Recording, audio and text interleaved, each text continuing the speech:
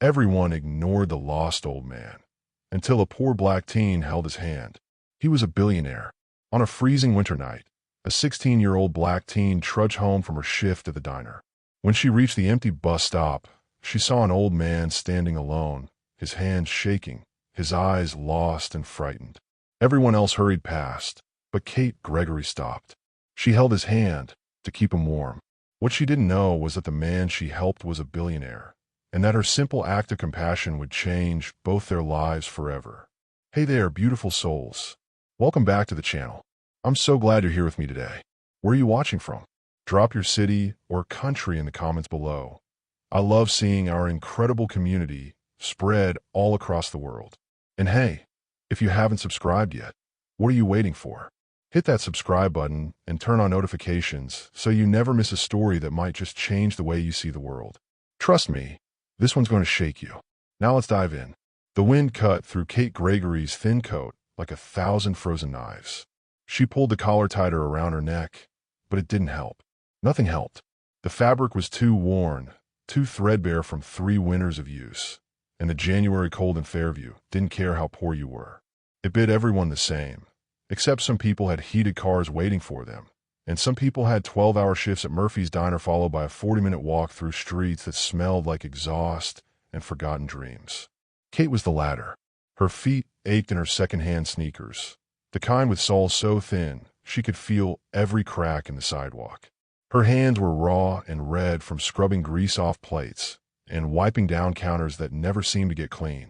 Her back screamed from carrying trays of food to customers who barely looked at her, who snapped their fingers when they needed refills, who left pocket change as tips and acted like they'd done her a favor. But she didn't complain. She never complained. Because complaining didn't pay the rent on the cramped room above the laundromat. Complaining didn't buy her mother's medication or put food in the fridge.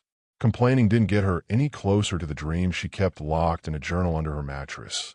The dream of finishing high school, maybe even college, of becoming someone who didn't have to choose between eating and heating. So Kate walked. She walked past the closed storefronts with their rusted gates pulled down. She walked past the corner where Marcus used to sell bootleg DVDs before he got arrested. She walked past the church with the broken stained glass window that no one had bothered to fix in 5 years. And then she saw him. The old man stood at the bus terminal like a ghost. His white hair was wild and uncombed, sticking up in all directions as the wind whipped around him. He wore expensive-looking slippers, the kind you'd wear inside a mansion, not on a frozen street corner, and a thin pajama shirt beneath a bathrobe that hung open, flapping uselessly in the wind. No coat, no scarf, no gloves. He was shivering so hard Kate could see it from 20 feet away. But that wasn't what made her stop. It was his eyes. Even from a distance, even in the dim glow of the flickering streetlight, Kate could see the terror in them, the confusion, the desperate, childlike fear of someone who didn't know where he was or how he got in there. He turned in slow circles, his mouth moving silently, his trembling hands reaching out toward nothing. And everyone walked past him. A woman in a business suit with her phone pressed to her ear didn't even glance his way. A group of teenagers laughed and shoved each other, nearly knocking into him, but they just kept going. A man in a security uniform crossed the street to avoid him entirely. Kate stood frozen on the sidewalk, her exhausted body screaming at her to keep moving, to get home, to mind her own business. "It's not your problem," a voice in her head whispered. "You're already late. Mrs. Chun is going to charge you extra if you're not back by 11. You can't afford to get involved." But her feet wouldn't move forward, because she knew what it felt like to be invisible. She knew what it felt like to stand in a crowd and have every single person look right through you like you didn't exist, like you didn't matter, like your pain was just part of the scenery. And she wouldn't, do that to someone else. Kate took a breath that burned her lungs with cold air, and she walked toward the old man. "Sir." Her voice came out softer than she intended, nearly swallowed by the wind. "Sir, are you okay?" He didn't seem to hear her at first. He just kept turning, kept reaching, kept whispering something she couldn't make out. Kate stepped closer. "Sir, it's freezing out here. Do you need help?" This time his eyes found hers, and Kate's heart broke, because she'd seen that look before, in her mother's eyes on the bad days, when the medicine wasn't working and the pain was too much. It was the look of someone drowning, someone slipping away, someone fighting to hold on to themselves and losing. I don't. The old man's voice cracked. His lips were turning blue. I don't know where. Where am I? I was just. Sarah was making tea. Where's Sarah? It's okay, Kate said, even though she had no idea if it was okay. Even though her own hands were shaking now too. It's okay. We're going to figure this out. She looked around desperately for help, but the street had emptied. The last bus had already left. The terminal building was locked and dark. They were alone. The old man's knees started to buckle. Kate lunged forward, catching him by the arm. He was heavier than he looked, and for a terrifying second, she thought they'd both go down. But she planted her feet and held on, her muscles burning with the effort. I've got you, she whispered. I've got you. Just stay with me, okay? He leaned against her, still trembling, still lost in whatever fog had taken his mind. Kate's coat was already doing almost nothing to keep her warm, but she didn't hesitate. She shrugged it off and wrapped it around the old man's shoulders. The cold hit her immediately, vicious and unforgiving, but she ignored it. She couldn't leave him like this. She pulled out her phone, the cracked, pay-as-you-go flip phone she'd had for 3 years, and dialed 911 with numb fingers. While she waited for the operator to answer, she did the only thing she could think of. She took the old man's hand. His fingers were like ice, skeletal and fragile in her own. But she held on tight, rubbing his hand gently, trying to bring some warmth back into it. You're going to be okay, she told him, even though she didn't know his name, didn't know his story, didn't know anything except that he was scared and cold and alone. You're not alone anymore. I'm right here. The old man's frightened eyes met hers again, and for just a second, something cleared in them, something that looked almost like recognition, like gratitude, like hope. Thank you, he whispered, and then the sirens started wailing in the distance. What Kate didn't know, what she couldn't possibly know as she stood there in the freezing cold, her coat around a stranger's shoulders and her hand holding as like a lifeline, was that the fragile old man she'd stopped to help wasn't just anyone. His name was Patrick Jameson, and he was worth $3 billion. If this story is already pulling at your heartstrings, leave a comment below and tell me. Would you have stopped to help? Be honest. And don't forget to subscribe, because what happens next is going to blow your mind. The paramedics arrived 7 minutes later, though it felt like an hour. Kate stood back as they wrapped the old man in thermal blankets and checked his vital signs. One of them, a young woman with kind eyes, turned to Kate with a clipboard. You're the one who called it in? Yes, ma'am. Good work. Another 20 minutes out here, and he would have had severe hypothermia. Maybe worse. The paramedic glanced at Kate's bare arms, at the goosebumps covering her skin. Where's your coat? Kate nodded toward the old man, who was still wrapped in her thin jacket beneath the medical blankets. The paramedic's expression softened. You gave it to him. He needed it more than me. That's... The woman paused, something like wonder crossing her face. That's really something, kid. What's your name? Kate. Kate Gregory. The paramedic wrote it down. We're taking him to Fairview General. Do you know him? Is he family? No, ma'am. I saw him, and he needed help. Well, Kate Gregory, the paramedic said, handing her a card. If there were more people like you in this city, I'd have a lot less work to do. If you want to check on him, call this number tomorrow. I'll make sure they know who you are. Kate took the card, though she doubted she'd use it. She'd done what anyone should do. Nothing more.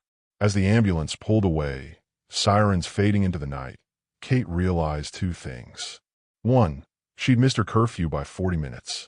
2, she was standing in the freezing cold without a coat, and she'd just given away the only one she owned. Mrs. Chan was waiting at the top of the stairs when Kate finally made it back to the laundromat. The old woman stood in the doorway of her own apartment, arms crossed, her face set in that expression Kate had come to dread, the one that meant consequences. You're late. I know, Mrs. Chan. I'm so sorry. There was an emergency. I don't care about emergencies. You know the rules. You're back by 11, or you pay extra. That's how it works when you rent from me.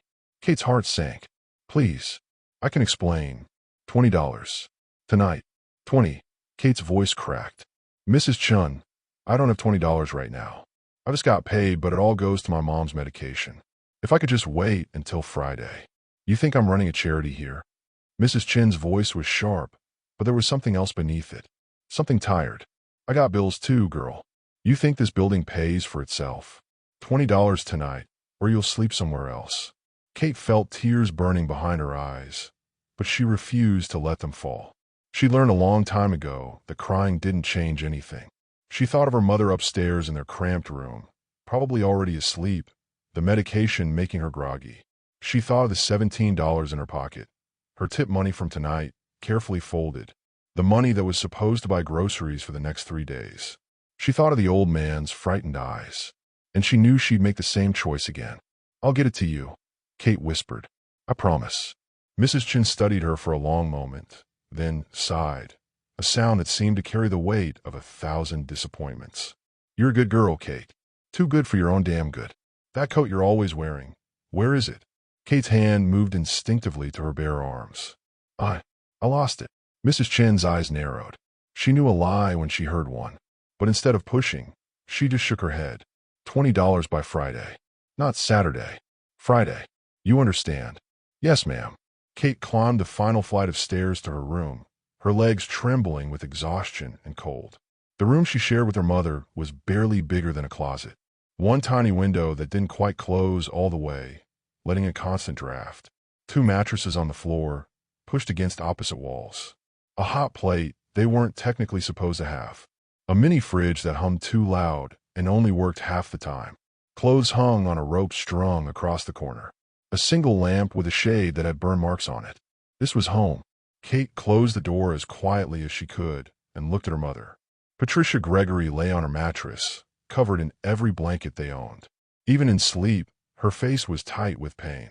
The cancer had started in her lungs 3 years ago, and despite the surgery, despite the chemotherapy that had taken all their savings and then some, it had come back. Stage 4 now. Inoperable.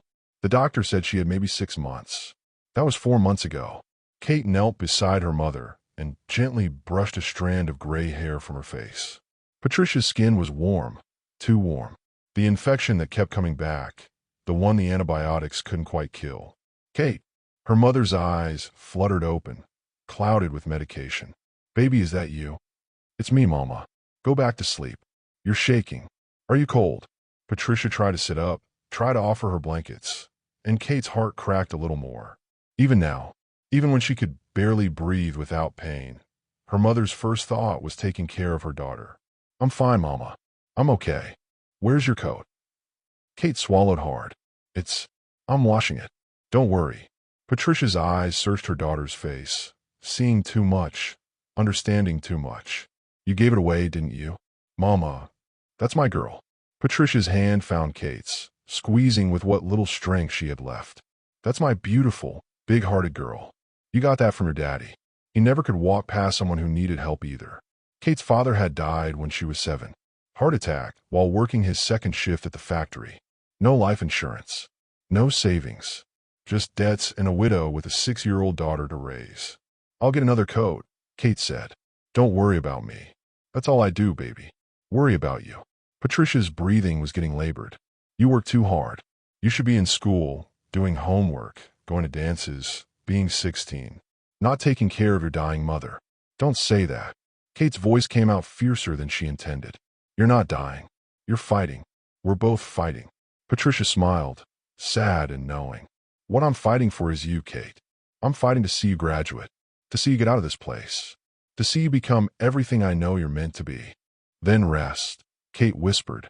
Save your strength. I've got everything else. She stayed there holding her mother's hand until Patricia drifted back to sleep. Then Kate moved to her own mattress. She didn't have any other coats. The jacket she'd given to the old man had been her only one, a donation from the church clothing drive 2 years ago. Tomorrow she'd have to walk to school in just her hoodie, then to her shift at Murphy's, then home again. She'd survive. She always did. Kate pulled out the journal from under her mattress, a composition notebook with a water-stained cover that she'd found in the trash behind the high school. Inside were her secrets, her dreams, page after page of scholarship applications she'd copied from the library computers, lists of colleges she'd never be able to afford, essays she'd written at 2 a.m. about overcoming adversity, about her goals, about who she wanted to become. I want to be a nurse, she'd written on the first page. I want to help people like the people who tried to help my mama. I want to make enough money that no one in my family ever has to choose between medicine and food again. I want to matter." Kate traced the words with one finger. She was ranked third in her class despite working 30 hours a week. Despite missing school when her mother was too sick to be left alone. Despite falling asleep in chemistry because she'd been up all night with double shifts. She had a 3.8 GPA. She had teacher recommendations. She had everything she needed for scholarships. Everything except time. Because every day she spent working was a day she couldn't spend studying. Every shift she picked up was an extracurricular she couldn't join. Every moment spent surviving was a moment she couldn't spend building the kind of resume that got you into college. The guidance counselor had told her last month, "Kate, you're brilliant, but brilliant isn't enough. Colleges want to see leadership, community service, sports, clubs. You got the grades, but not the rest." "I'm sorry." Kate closed the journal and slid it back on her mattress. She didn't let herself cry. Crying was a luxury she couldn't afford. Instead, she pulled the thin blanket up to her chin and listened to her mother's labored breathing in the darkness. Tomorrow she'll wake up at 5 a.m. She'd make her mother breakfast and help her take her pills. She'd go to school and pretend she wasn't exhausted. She'd smile at the other students with their new phones and their college plans and their futures that looked nothing like hers. She'd go to her shift at Murphy's and let men twice her age call her sweetheart while she refilled their coffee. She'd walk home in the cold without a coat. And she'd do it all again the day after that. Because this was her life. And sometimes, in the darkest moments, Kate wondered if it would ever be anything else. But what Kate didn't know, what she couldn't possibly imagine as she lay shivering in that tiny room, was that her life was about to change in ways she'd never dreamed possible. The old man whose hand she'd held, he was already looking for her. 300 miles away, in a private suite at Fairview General Hospital, Patrick Jameson opened his eyes. The confusion that had gripped him at the bus terminal was gone, burned away by medication and rest. His memory had returned in fragments. The argument with his nurse about taking his evening pills, the moment of disorientation when he'd wandered away from the private care facility, the cold, the fear, the terrible emptiness of being lost in his own mind. And then her, the girl with the gentle hands and the fierce eyes, the girl who'd given him her coat when she clearly had nothing to spare. The girl who'd held his hand and told him he wasn't alone. Patrick had built an empire from nothing. He'd negotiated with presidents and CEOs. He'd donated millions to causes around the world. He'd been lauded and honored and celebrated. But he couldn't remember the last time someone had shown him simple kindness with no agenda, no expectation, nothing but pure human compassion. His assistant, Victoria Chun, no relation to Kate's landlady, sat in the corner, her laptop open, already working despite the late hour. "Victoria." Patrick's voice was still rough from the cold. "The girl who helped me. Kate Gregory. Find her." Victoria looked up sharply. "Sir, the hospital said she didn't leave contact information. Just her name. Then find her another way. Use every resource we have. I don't care what it takes." Patrick's eyes were clear now, focused with the intensity that had built his fortune. "That girl saved my life. And I'm going to make sure she knows that kindness is never wasted." Drop a comment below if you think Kate's about to get the miracle she deserves. And if you're not subscribed yet, hit that button because this story is just getting started. Kate made it through 2 days without a coat before Murphy fired her. It happened on Thursday afternoon, right in the middle of the lunch rush. Kate was balancing 3 plates on her left arm and carrying a coffee pot in her right when Mr. Murphy called her into his office. Really just a cramped storage room that smelled like grease and broken dreams. "You're late again," he said without looking up from his newspaper. "I'm sorry, Mr. Murphy. The bus broke down and I had to." "Don't care." He finally looked at her, his face completely indifferent. "You were late Monday. Late yesterday. Late today. I got a dozen people who'd kill for your job and actually show up on time." Kate's stomach dropped. "Please, I need this job. My mother is sick and Everyone's got problems, kid. You think you're special." He waved his hand dismissively. "I'll mail you your last check. Leave your apron on the way out." Just like that. For months of work, of swallowing her pride, of smiling through harassment, and standing for hours until her feet bled, gone. Kate walked out of Murphy's diner in a daze. the cold February wind cutting through her thin hoodie. She had $63 to her name. Rent was due in 5 days. Her mother's medication cost $80. She still owed Mrs. Chin 20. The math didn't work. It never worked. Kate stood on the sidewalk outside the diner, watching people rush past with their coffees and their smartphones and their lives that seemed so much easier than hers. And for the first time in years, she felt something dangerous rising in her chest. Despair. Real, suffocating despair. The kind that whispered, "What's the point, and you'll never get out, and this is all there is." She was 16 years old, and she was so tired. Kate didn't go straight home. Instead, she walked to the Fairview Public Library, one of the few places in town that was warm and free and didn't require you to buy anything. She found her usual spot in the back corner, tucked between the ancient computers and the self-help section nobody read, and she let herself do something she almost never did. She let herself break down, not with sobs. Kate had learned a long time ago how to cry silently, how to let the tears fall without making a sound, how to hurt without disturbing anyone else. She cried for her mother, who was dying by inches. She cried for her father, who'd worked himself to death, trying to provide. She cried for the future she could see so clearly in her mind, but could never seem to reach. She cried for the coat she'd given away, and the job she'd lost, and the impossible choices that kept piling up. And then, when there were no tears left, she wiped her face and opened her journal. February 11th, she wrote, "I lost my job today. I don't know what I'm going to do, but I'll figure it out. I always do. Kate Gregory." Kate's head snapped up. A woman stood at the end of the aisle, mid-40s, Asian, wearing a coat that probably cost more than Kate's entire life. She carried a leather briefcase and had the kind of posture that spoke of private schools and corner offices. "I'm sorry, do I know you?" Kate closed her journal instinctively, protecting her private thoughts. "No, but I've been looking for you." The woman stepped closer, her heels clicking on the library floor. "My name is Victoria Chun. I work for Patrick Jameson." Kate stared at her blankly. The name meant nothing. Victoria's perfectly shaped eyebrows rose slightly. "You don't know who that is, do you?" "Should I?" Something that looked almost like respect crossed Victoria's face. "3 nights ago, you helped an elderly man at the bus terminal.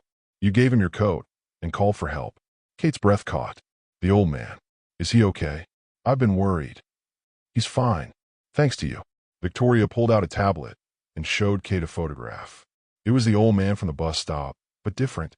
In this picture, he wore an expensive suit and stood in front of a building with his name on it. Jameson Technologies. That's him. That's Patrick Jameson, founder and CEO of Jameson Technologies. Net worth approximately $3.2 billion. Victoria swiped to another image, a Forbes magazine cover with the old man's face on it. He has early-stage Alzheimer's. 3 nights ago, he had an episode and wandered away from his care facility. He could have died from exposure. Kate felt like the floor had dropped out from under her. "Billion? With a B. With a B." Victoria's expression softened slightly. "Mr. Jameson has been quite insistent about finding you. He wants to thank you personally." "That's not necessary. He also wants to offer you a job." The words hung in the air between them. Kate's mind reeled. "A job? But I don't. I'm 16. I don't have any skills that a billionaire would need. I can barely work a cash register. This doesn't make any sense." Mr. Jameson is very particular about the people he keeps close to him. He values character above credentials. Victoria pulled out a business card and a thick envelope. "This is my card. Inside the envelope is Mr. Jameson's personal invitation to meet with him tomorrow at 10 a.m., along with transportation arrangements and a gesture of immediate gratitude." Kate took the envelope with trembling hands. It was heavy, too heavy to just be a letter. She opened it. Inside was a handwritten note on expensive stationery. "Dear Kate, you held my hand when I was lost. You gave me your coat when you had none to spare. You stayed with a confused old man when everyone else walked away. The world needs more people like you. I hope you'll do me the honor of meeting with me. I have a proposition that I think will interest you. With deepest gratitude, Patrick Jameson. P.S. I believe this belongs to you." Beneath the note were $5,100 bills. $5,000. Kate's hand started shaking so badly, she almost dropped the envelope. "I can't accept this. This is too much. I didn't help him for money. He knows that," Victoria said gently. That's exactly why he wants to help you. Kate, when was the last time you had a warm meal? When was the last time you weren't worried about making rent? Kate's throat tightened. How do you know about? I did my research. That's my job. Victoria's voice wasn't unkind. I know you live above Chen's laundromat. I know your mother has stage 4 lung cancer. I know you worked at Murphy's Diner. I know you're ranked 3rd in your class despite working 30 hours a week. I know you've been applying for scholarships with a guidance counselor who doesn't think you'll get them. Kate felt exposed, vulnerable, like someone had ripped away a curtain she'd been hiding behind. This is crazy. Things like this don't happen to people like me. They do, Victoria said firmly. They just did. The question is, what are you going to do about it? Kate looked down at the money in her hands. $5,000. She could pay rent for 6 months, buy her mother's medication, get a new coat, maybe even save something for college. But nothing was free. She'd learned that the hard way. What does he want from me? Kate asked quietly. Really? Victoria smiled, the first genuine emotion Kate had seen from her. He wants to give you a chance. That's all. The rest is up to you. She glanced at her watch. The car will pick you up tomorrow at 9:30 a.m. from your address. You don't have to decide anything now. Just meet with him. Hear what he has to say. And if I don't come, then you keep the money anyway, with Mr. Jameson's gratitude and best wishes for your future. Victoria turned to leave, then paused. For what it's worth, Kate, I've worked for Patrick Jameson for 15 years. I've seen him make billion-dollar deals and negotiate with world leaders. But I've never seen him as moved by anything as he was by what you did for him. Don't underestimate the power of simple kindness. And then she was gone, her heels clicking away through the library, leaving Kate alone with $5,000 and a decision that felt too big for her to comprehend. Kate didn't tell her mother about the money right away. She went home and hid the envelope under her mattress next to her journal, her mind spinning with possibilities and doubts. This could change everything, one part of her whispered. This has to be too good to be true, another part answered. She made dinner, ramen noodles with an egg, the most she could stretch their remaining groceries, and helped her mother eat. Patricia was having a bad day, the pain medication making her groggy and confused. Baby, you look worried, Patricia murmured, her thin fingers gripping Kate's hand. Something happened. Kate thought about lying. She was good at it now, good at hiding the weight she carried, good at pretending everything was fine. But she was also tired of lying. Mama, she said slowly, do you remember that old man I helped a few nights ago? The one I gave my coat to? He was important, rich, really rich, and he wants to meet me, to thank me. Kate took a breath. He sent someone to find me today. They offer me a job.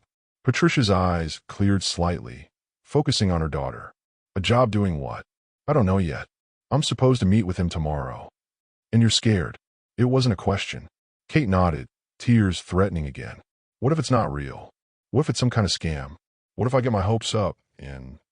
What if it's real? Patricia interrupted gently. What if this is the miracle we've been praying for? What if helping that man was exactly what you were supposed to do? I didn't do it for a reward, Mama. I did it because it was right. I know, baby. That's exactly why you deserve one. Patricia squeezed her hand with surprising strength. You go meet this man. You listen to what he has to say. And you remember something. You're worth every good thing that comes your way. You hear me? You're worthy. Kate wanted to believe her. God, she wanted to believe her so badly. That night, Kate lay awake on her mattress, staring at the water-stained ceiling. Tomorrow, a car will pick her up. A car. She'd never been in anything fancier than the city bus. Tomorrow, she'd meet a billionaire. A man who lived in a world she couldn't even imagine. Tomorrow, her life might change forever, or it might all fall apart. Kate rolled over and pulled her journal out, adding one more line to her earlier entry. Sometimes you have to be brave enough to accept help. Tomorrow, I'm going to try. At 9:30 a.m. exactly, a black town car pulled up in front of the laundromat. Kate stood on the sidewalk in her only nice outfit, a blouse and slacks from the Goodwill that were slightly too big but clean and pressed.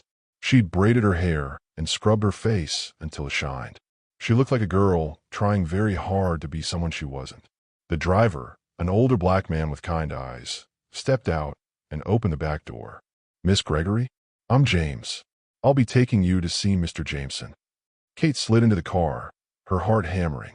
The interior smelled like leather and possibility. As they pulled away from the only neighborhood she'd ever known, Kate pressed her hand against the window and whispered a prayer to whatever force in the universe might be listening. Please let this be real. Please. What do you think Patrick Jameson wants from Kate? Drop your predictions in the comments. And if this story has you hooked, make sure you're subscribed so you don't miss what happens next. The Jameson estate wasn't in Fairview. Kate watched through the car window as they left the city limits, passing through neighborhoods that grew progressively cleaner, greener, wealthier. The houses got bigger. The cars got newer. The sidewalks actually had trees that weren't half dead. They drove for 40 minutes before turning onto a private road, marked only by a small bronze plaque. Jameson.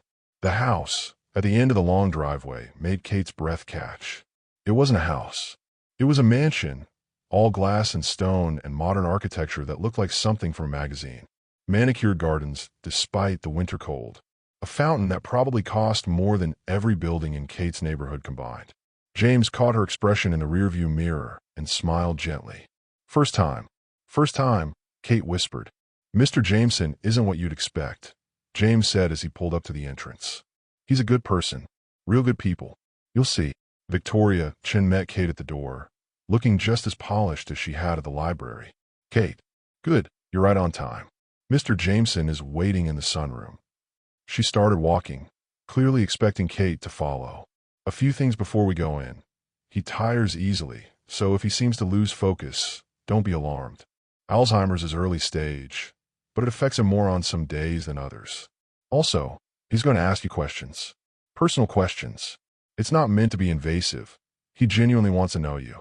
Kate's palms were sweating. Miss Chun, I still don't understand why I'm here. What could a man like him possibly want from someone like me? Victoria stopped and turned to face her. For the first time, her professional mask slipped slightly.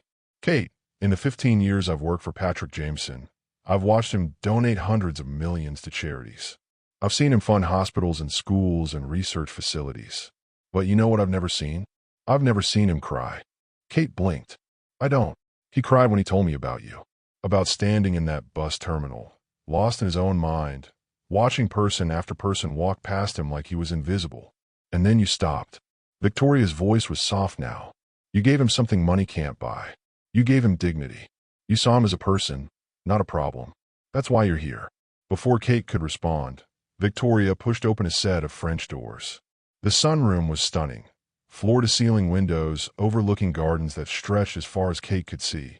And in the center, sitting in a wingback chair with a blanket over his lap, was Patrick Jameson. He looked different than he had at the bus terminal.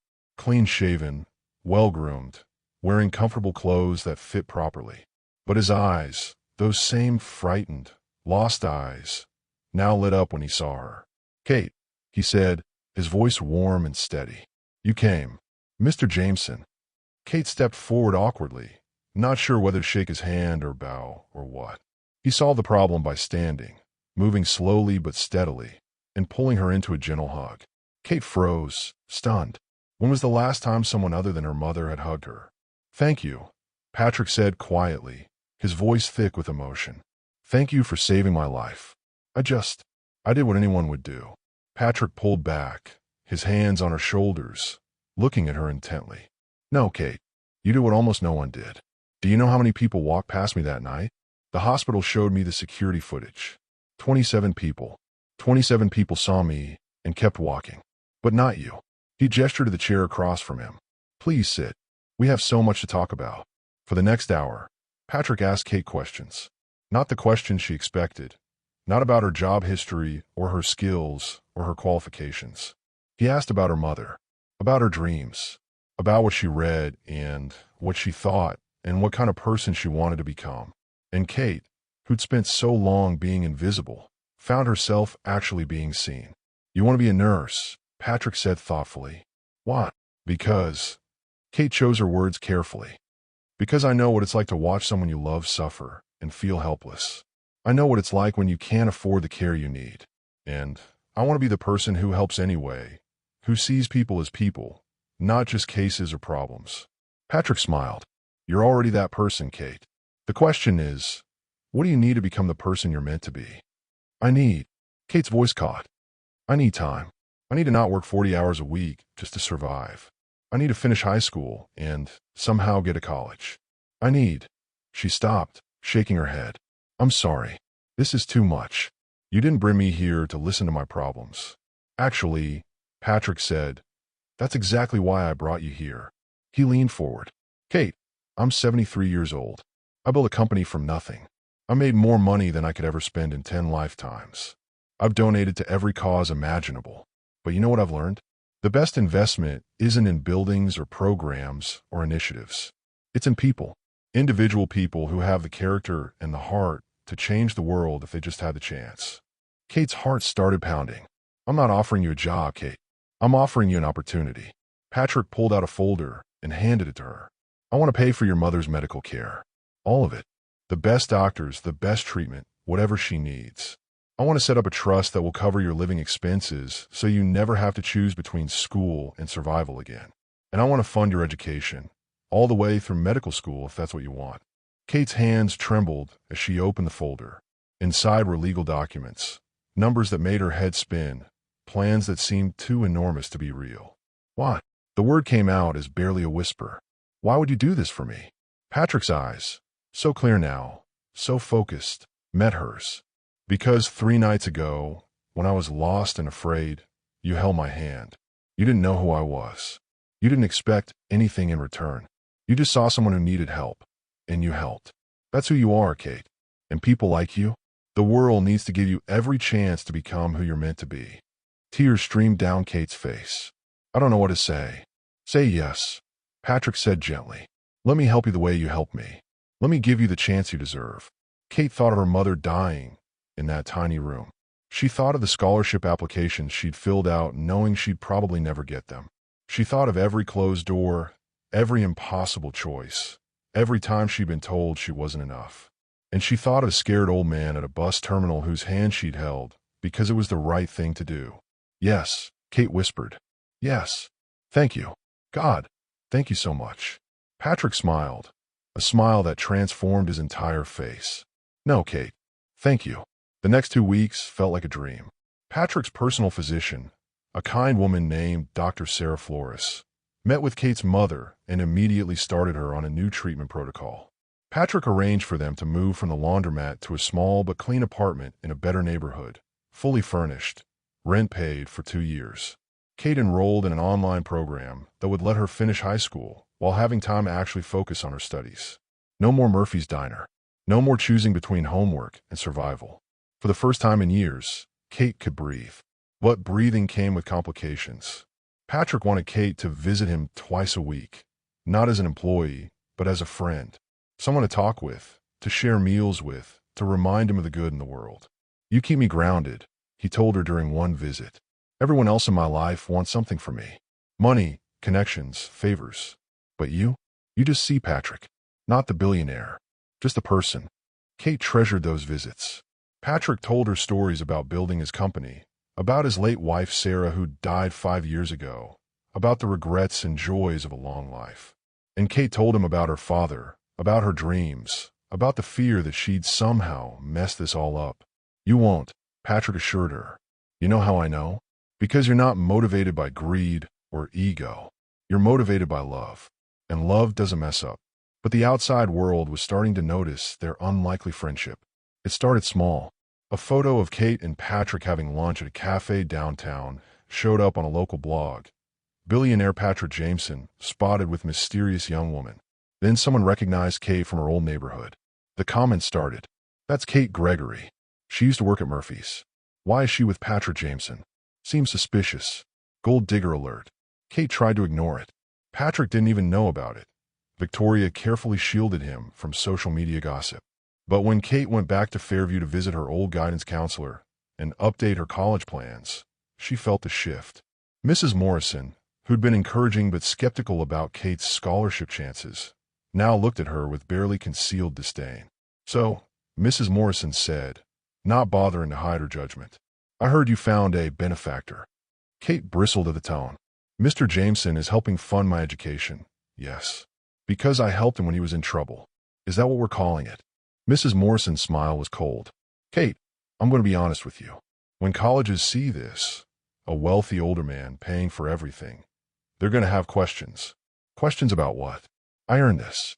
I saved his life. Did you? Mrs. Morrison leaned back in her chair.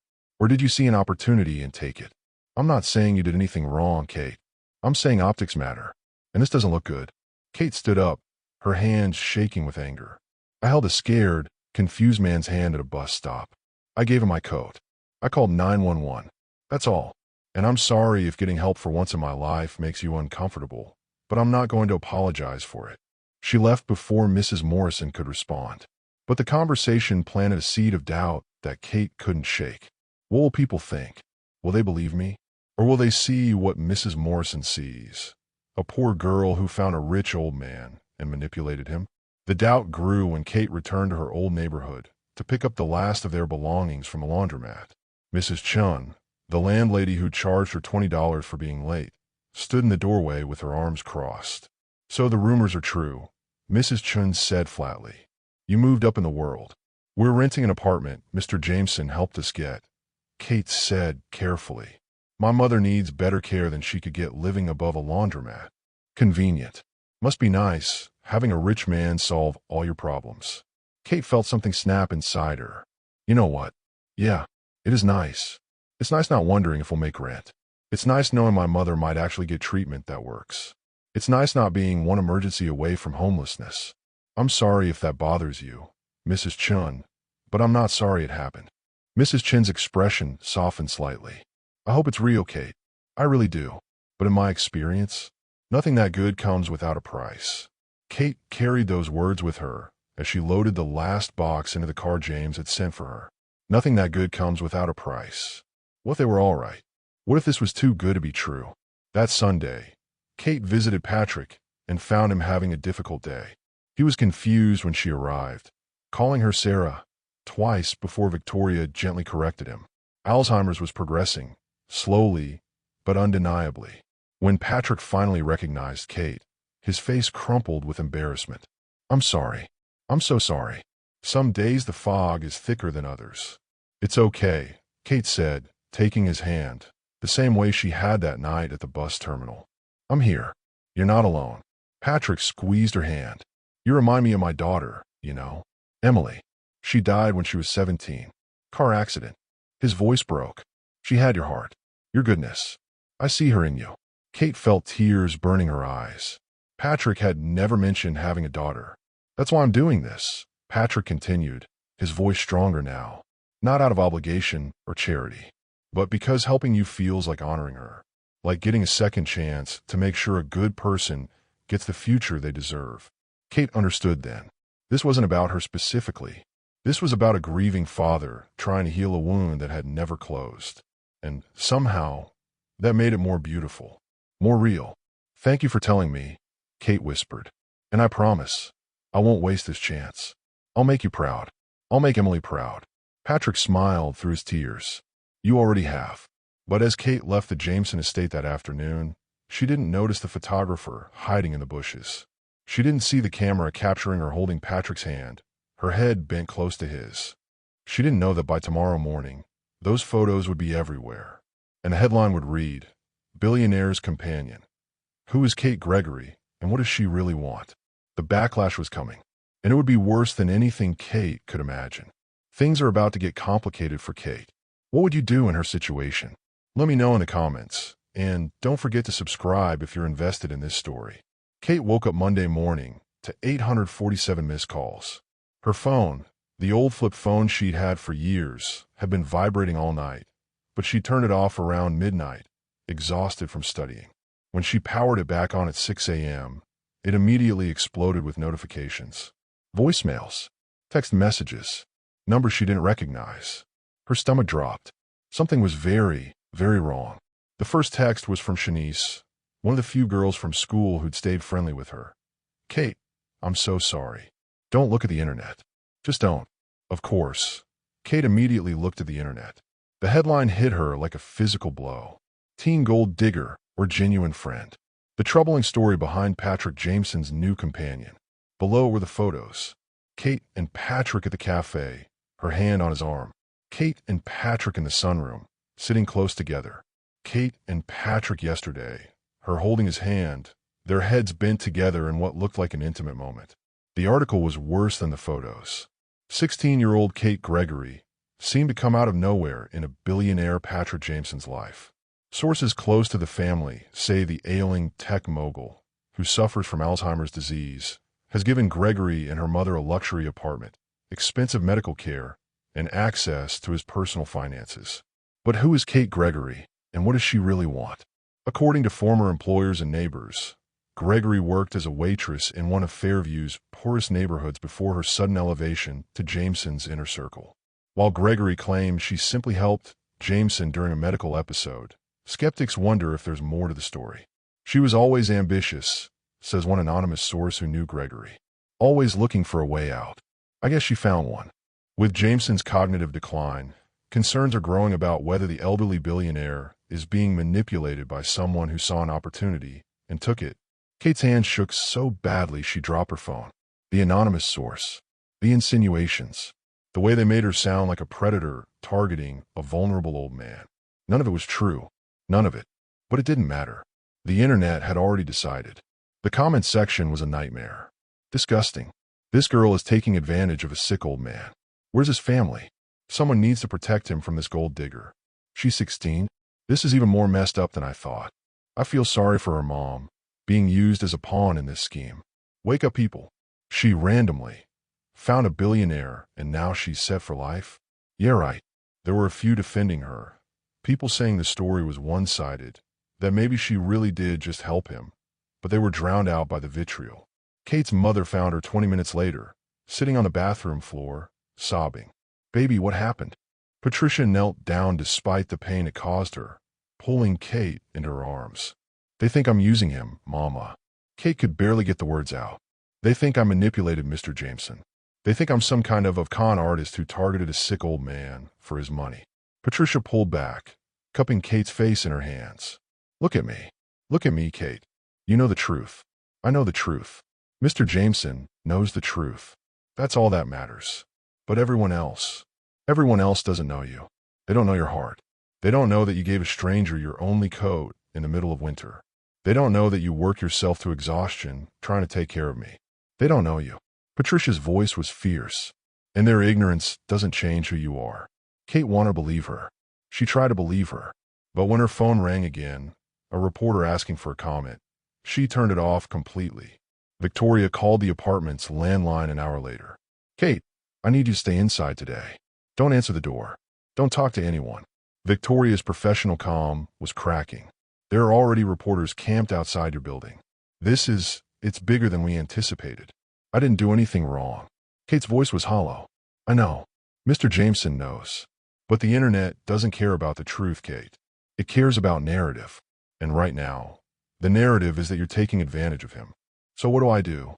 Victoria was quiet for a moment. We're working on a statement. In the meantime, you stay quiet. Don't engage. Don't defend yourself on social media. Let us handle this. Ms. Chun. Kate's voice cracked. Is Mr. Jameson okay? Does he know about this? Another pause. He knows. And he's furious. Not at you. At them. He wants to hold a press conference immediately, but his doctors are advising against it. The stress could trigger another episode. Guilt crashed over Kate in waves. This is my fault. I should have known this would happen. I should have. Kate, listen to me. Victoria's voice turned sharp. You did nothing wrong. Do you hear me? Nothing. You helped someone who needed help. The fact that people are twisting them into something ugly says everything about them and nothing about you. But it didn't feel that way. By Tuesday morning, Kate's new school had called. The principal, a stern woman named Dr. Williams, wanted to meet with Kate and her mother to discuss the situation. Patricia insisted on going despite her weakness. No one talks to my daughter like she's done something wrong. Not without going through me first. The meeting was worse than Kate feared. Dr. Williams sat behind her desk, her expression carefully neutral in that way that meant she'd already made up her mind. Mrs. Gregory, Kate, I want to be clear that we take all allegations seriously. Allegations. Patricia interrupted. What allegations? My daughter helped an old man who was lost and confused. That's not a crime. That's called being a decent human being. I understand your perspective, Mrs. Gregory. However, The nature of Kate's relationship with Mr. Jameson has raised concerns among some of our parents. Concerns about judgment and appropriateness. Kate felt like she'd been slapped. Appropriateness? He's 73 years old. He's been like a grandfather to me. What exactly are people suggesting? Dr. Williams had the decency to look uncomfortable. I'm not suggesting anything, Kate, but perception matters. And right now, the perception is that you're involved in something inappropriate with an elderly, mentally compromised man. That's insane. Kate's voice rose. I hold his hand because he gets scared when Alzheimer's gets bad. I visit him because he's lonely and I care about him. There's nothing inappropriate about compassion. Nevertheless, Dr. Williams continued, for the good of the school community, we think it might be best if you took a leave of absence, just until this situation settles down. Patricia stood up, trembling with rage. You're suspending my daughter for being kind? For helping someone? Not suspending. A voluntary leave of absence. For her own protection, as much as anything. Kate, you're enrolled in online courses anyway. This doesn't have to impact your education. But it impacts her reputation, Patricia said coldly. It makes her look guilty of something she didn't do. Dr. Williams spread her hands helplessly. I'm sorry, but I have to think of all our students. And having this kind of media attention focused on our school, it's disruptive. Kate grabbed her mother's arm. It's fine, Mama. Let's just go. Kate, please. I just want to leave. They left Dr. Williams's office in silence. But Kate could feel the stares from other students in the hallway. The whispers. The judgment. She'd gone from invisible to notorious. And she hated every second of it. Wednesday brought a new nightmare. A lawyer showed up at their apartment. A slick man in an expensive suit who introduced himself as Richard Carmine. I represent the Jameson family, he said, his smile not reaching his eyes. May I come in? Kate's instinct screamed not to let him in, but she stepped aside anyway. Richard sat on their couch like he owned it, pulling out a folder.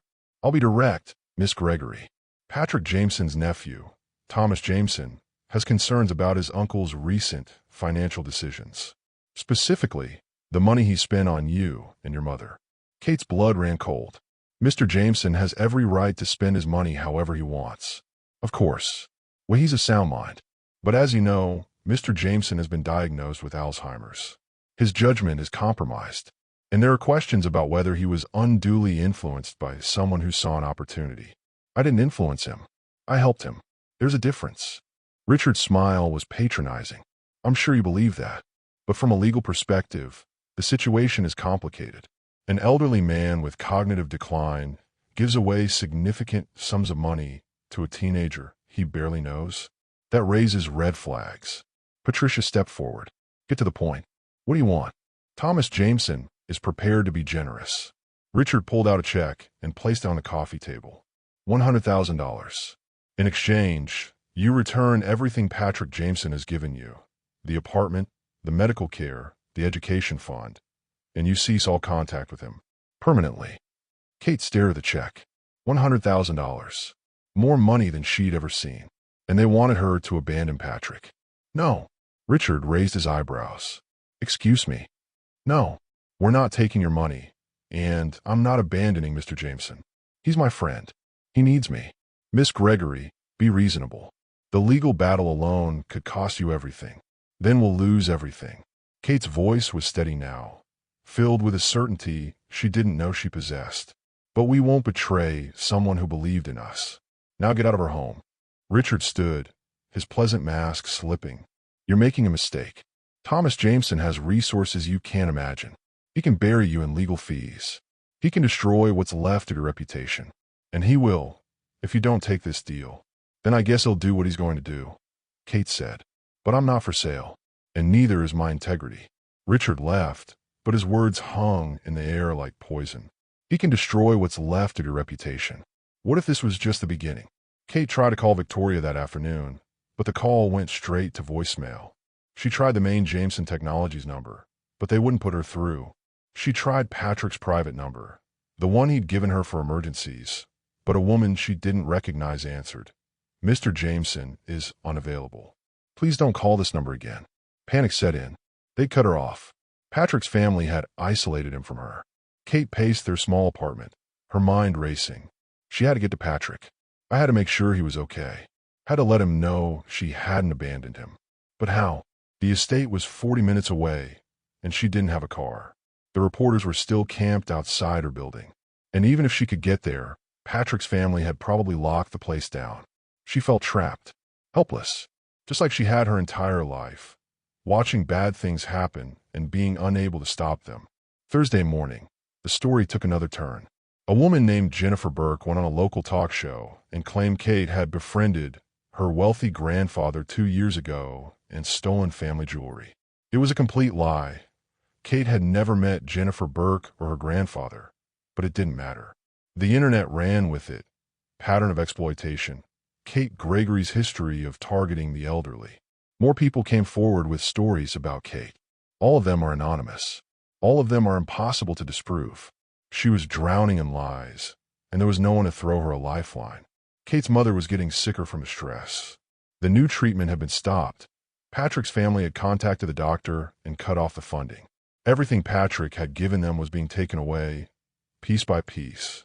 And Kate had never felt more powerless. Friday afternoon, someone threw a brick through their apartment window. Attached to it was a note. Leave town, gold digger. Before something worse happens. Kate stood in the middle of broken glass, shaking, and finally let herself ask the question she'd been avoiding. Was this worth it? Should I have just walked past him that night? And she hated herself for even thinking about it. That night, Kate sat on her mattress with her journal open. Her hands were covered in small cuts from cleaning up the glass. Her mother was asleep, medicated for pain because they couldn't afford the good treatment anymore. Outside, a reporter was still sitting in a car, waiting for a photo, a comment, anything. Kate stared at the blank page and finally wrote, I don't know if I'm strong enough for this. I don't know if doing the right thing is worth losing everything. I don't know if kindness is enough when the whole world is against you. But Mr. Jameson is alone in that house, with people who only care about his money. And if I give up on him, I become exactly what they think I am, someone who only cared when there was something in it for me. So I guess I have to keep fighting, even if I lose, even if it costs me everything, because he held my hand when his mind was slipping away, and I owe him the same loyalty. She closed the journal just as her phone, which she turned back on to try reaching Patrick, buzzed with a text from an unknown number. Kate, it's Victoria. I'm sorry I couldn't reach out sooner. They've been monitoring all of Patrick's communications. But I need you to know, he hasn't forgotten you. And neither have I. There's something you need to see. Can you meet me tomorrow? Alone? Kate's heart pounded. This could be a trap. It could be another reporter, another lawyer, another person trying to use her. Or it could be the lifeline she'd been praying for. She texted back. Where and when? The response came immediately. The library. 2 p.m. Back corner where I first found you. Come alone, and don't tell anyone. Trust me. Kate stared at the message. Trust. That word again.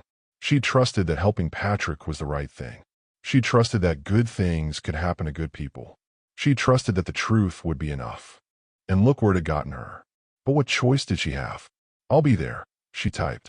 Whatever Victoria had to show her, whatever happened next, Kate would face it. Because running wasn't in her nature. And neither was giving up. The stakes have never been higher. What do you think Victoria wants to show Kate? Drop your theories in the comments. And if you're on the edge of your seat, make sure you're subscribed because the next part changes everything. Kate arrived at the library 15 minutes early. She'd taken 3 different buses to make sure no one followed her, constantly looking over her shoulder like a criminal. The irony wasn't lost on her. She'd done nothing wrong, but she was the one hiding, running, afraid. The library was nearly empty on a Saturday afternoon. Kate made her way to the back corner, to the same spot where Victoria had first found her, and waited. At exactly 2 p.m., Victoria appeared. But she looked different. Her hair was pulled back in a messy ponytail instead of her usual perfect bun. She wore jeans and a sweater instead of her designer suit. And her eyes looked haunted. Thank you for coming, Victoria said quietly, sliding into the chair across from Kate. She pulled out a laptop and glanced around to make sure they were alone. What I'm about to show you. I could lose my job for this. Worse, actually. But you deserve to know the truth. Kate's heart hammered. Is Mr. Jameson okay? No. Victoria's voice cracked. No, he's not. Thomas Jameson, Patrick's nephew, has had him moved to a private care facility. Patrick is being kept sedated most of the time, supposedly for his own safety. They've taken control of his medical care, his finances, everything. And they're moving forward with a competency hearing to have him declared mentally unfit. The world tilted. They can't do that. He has good days. He's still himself most of the time. I know. But Thomas has doctors who will say otherwise. Doctors who are willing to testify that Patrick's Alzheimer's is more advanced than it is. And once he's declared incompetent, Thomas gets full control of the Jameson fortune. Victoria opened her laptop. But that's not the worst part. She turned the screen toward Kate. It was an email thread. The first email was from Thomas Jameson, someone named Michael Reeves, dated 2 weeks before Kate had even met Patrick. Michael, Uncle Patrick's latest episode was perfect timing. He wandered off from the care facility for nearly 3 hours. We're documenting everything. A few more incidents like this, and we'll have enough evidence for the competency hearing. Make sure the night staff continues to forget to lock the doors during his confused periods. The more he wanders, the more dangerous he appears. Once he's declared unfit, the estate is ours. Just keep playing along for a few more weeks. Thomas. Kate's blood ran cold. They let him wander? On purpose. Victoria nodded, her eyes glistening with unshed tears. The night Kate found Patrick wasn't an accident. They deliberately let him leave the facility during one of his episodes, hoping something would happen that they could use as evidence of his incompetence. They just didn't count on someone actually helping him. Oh my God, Kate felt sick. They wanted him to get hurt. They wanted exactly what almost happened. An elderly man with Alzheimer's, found wandering alone in freezing temperatures, dead from exposure or hit by a car, or just gone. And then Thomas would inherit everything without the mess of a competency hearing. Victoria scrolled to another email. But then you happened. You saved him. And Patrick came back changed, inspired even. He started talking about legacy and second chances and helping you. That's when Thomas realized he had a new problem. Me. You. Victoria pulled up another email, this one from Thomas to the lawyer Richard Carmine. Richard, this Gregory girl is a complication. Uncle Patrick is lucid enough right now to make legal changes, and he's talking about setting up a foundation with her, changing his will, all sorts of nonsense. We need to discredit her immediately. If we can prove she manipulated him, we can invalidate any legal changes he makes. Give me everything on her. Find people who'll talk. Manufacture stories if you have to. I don't care. Just destroy her credibility before Patrick makes any permanent changes. Money is no object. Thomas. Kate's hand shook. The stories about me. The woman who claimed I stole from her grandfather. The anonymous sources. That was all. All Thomas. All lies. Carefully constructed to make you look like a con artist. Victoria closed the laptop. I've been collecting evidence for weeks, but I didn't know how bad it was until I hacked into Thomas's email server last night. Kate, they're not just trying to discredit you. They're trying to erase you from Patrick's life completely so they can control him. We have to show someone. The police. A lawyer. We have to. Show them what? Victoria's voice was bitter. Emails I obtain illegally by hacking into private servers? That's not admissible evidence, Kate. It's a felony. And Thomas has an army of lawyers who would bury both of us in legal proceedings before we ever got to trial. Kate felt hope slipping away. Then why show me this? Because you deserve to know you were right. You deserve to know that everything that's happened to you, the articles, the harassment, the threats, none of it was because of anything you did wrong. And because... Victoria's voice dropped to a whisper. Because Patrick asked me to find you. Before they sedated him again, he had a lucid moment. He grabbed my hand and said, "Find Kate. Tell her I'm sorry. Tell her she was the best thing to happen to me in years. Tell her not to give up." Tears streamed down Kate's face. "I want to see him." "You can't. Thomas has the facility locked down. Only approved visitors. I'm barely allowed in myself, and they monitor every second. If you show up, they'll have you arrested for trespassing, and it'll give them more ammunition to claim you were manipulating him." Victoria reached across the table and gripped Kate's hand. "I'm sorry. I'm so sorry. But right now, there's nothing we can do." Kate left the library in a daze. All of it, every horrible thing that had happened, was orchestrated by Thomas Jameson, a man who saw his uncle not as a person, but as an obstacle between him and a fortune. And Kate was collateral damage. She walked for hours, not really seeing where she was going, her mind spinning with rage and helplessness. Patrick was alone in some facility, drugged and isolated, surrounded by people who were supposed to care for him, but only cared about his money. And there was nothing she could do. Kate came home to find 3 news vans parked outside her apartment building. Her stomach dropped. Something else had happened. She pulled her hood up and tried to slip past them, but a reporter spotted her. Kate Gregory, do you have a comment on the lawsuit? Kate froze. What lawsuit? Thomas Jameson filed suit this morning claiming you defrauded his uncle of over $2 million. He's demanding you return all money and gifts, plus damages. Have you hired an attorney? The other reporters swarmed, shoving microphones in her face. Did you manipulate Patrick Jameson? Is it true you have a history of targeting elderly victims? How does it feel to be called a con artist? Kate pushed through them, her heart pounding, and ran into the building. Mrs. Chun, the building's landlady, different from Kate's old landlady, stood in the lobby, her face grim. Kate, I'm sorry, but I'm going to have to ask you to leave. This media circus is disturbing my other tenants. You have until Monday to find somewhere else. You're evicting us. I'm sorry. I really am. But I can't have this kind of attention on my building. Kate climbed the stairs to their apartment, each step feeling like a mountain. Inside, she found her mother on the phone, her face pale and drawn. Patricia hung up when Kate entered. Baby, that was the treatment center. They're discontinuing my care. They said the funding was pulled, and they can't continue without payment. Kate felt something break inside her chest. Her mother was dying. They were being evicted. She was being sued for money she didn't have.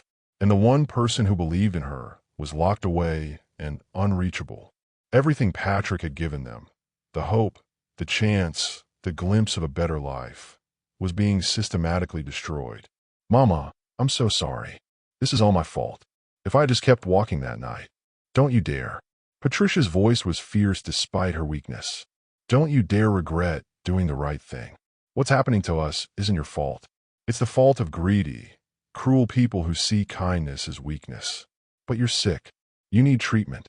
And because of me, because of you, I got 3 extra months of good health. Because of you, I got to see my daughter happy and hopeful for the first time in years. Because of you, I got to watch you become exactly the person I always knew you'd be. Someone who stands up for what's right, no matter the cost. Patricia pulled Kate into her arms. I'm proud of you, baby. No matter what happens, I'm so proud of you. Kate clung to her mother and sobbed. Sunday morning brought a new nightmare. Kate's face was on the front page of every newspaper, every news website, every social media platform. Teen grifter. How Kate Gregory allegedly scammed a billionaire. The article detailed every lie Thomas's team had manufactured. It quoted experts on elder abuse. It included carefully edited photos that made Kate look calculating and Patrick look confused and vulnerable. And it worked. The comments were vicious. She should be in jail. Disgusting. Taking advantage of someone with dementia. I hope they throw the book at her. Her poor mother is probably in on it too. Kate's phone, she'd made the mistake of turning it back on, exploded with messages. You're a monster. Kill yourself. We know where you live. You're going to pay for what you did. Death threats. Rape threats. Threats against her mother. Kate turned off the phone and sat on the floor of their apartment, surrounded by boxes they'd started packing, and felt herself shutting down. This was it. This was rock bottom. She tried to help someone, and it had destroyed her life. She tried to do the right thing, and the world had punished her for it. What was the point? What was the point of being good when good people finished last, when kindness was seen as weakness, when helping someone could ruin you? Monday afternoon, a process server arrived with the official lawsuit. Kate signed for it with numb fingers. Thomas Jameson was suing her for $2.3 million in fraudulently obtained funds, plus legal fees and damages. The document was 47 pages of legal language that basically said Kate had manipulated and defrauded a mentally incompetent elderly man. There was no mention of the night she'd found Patrick. No mention of her giving him her code, or calling 911, or staying with him until help arrived. In Thomas's version, she was a predator who'd targeted Patrick deliberately, and she had no way to prove otherwise. Kate sat at their tiny kitchen table and tried to think. She needed a lawyer, but lawyers cost money she didn't have. She needed to fight back, but fighting back meant going up against one of the richest families in the state. She was 16 years old, broke, about to be homeless, and being sued for millions of dollars. The odds weren't just against her. They were impossible. That evening, Shanice called. Kate almost didn't answer, but something made her pick up. Kate? Oh my God, are you okay? I've been so worried. I'm fine. Kate's voice was flat, emotionless. No, you're not. No one would be. This is insane. Everyone's talking about it at school, and I keep telling them it's all lies. But Shanice's voice dropped. Kate, people are planning a protest. Outside your building. They're saying they want to drive out the con artist. It's supposed to happen Wednesday. Kate felt the last bit of fight drain out of her. Okay. Kate, you need to get out of there. You need to. I don't know what I need, Shanice. I don't know anything anymore. You need to fight back. You need to tell your side of the story.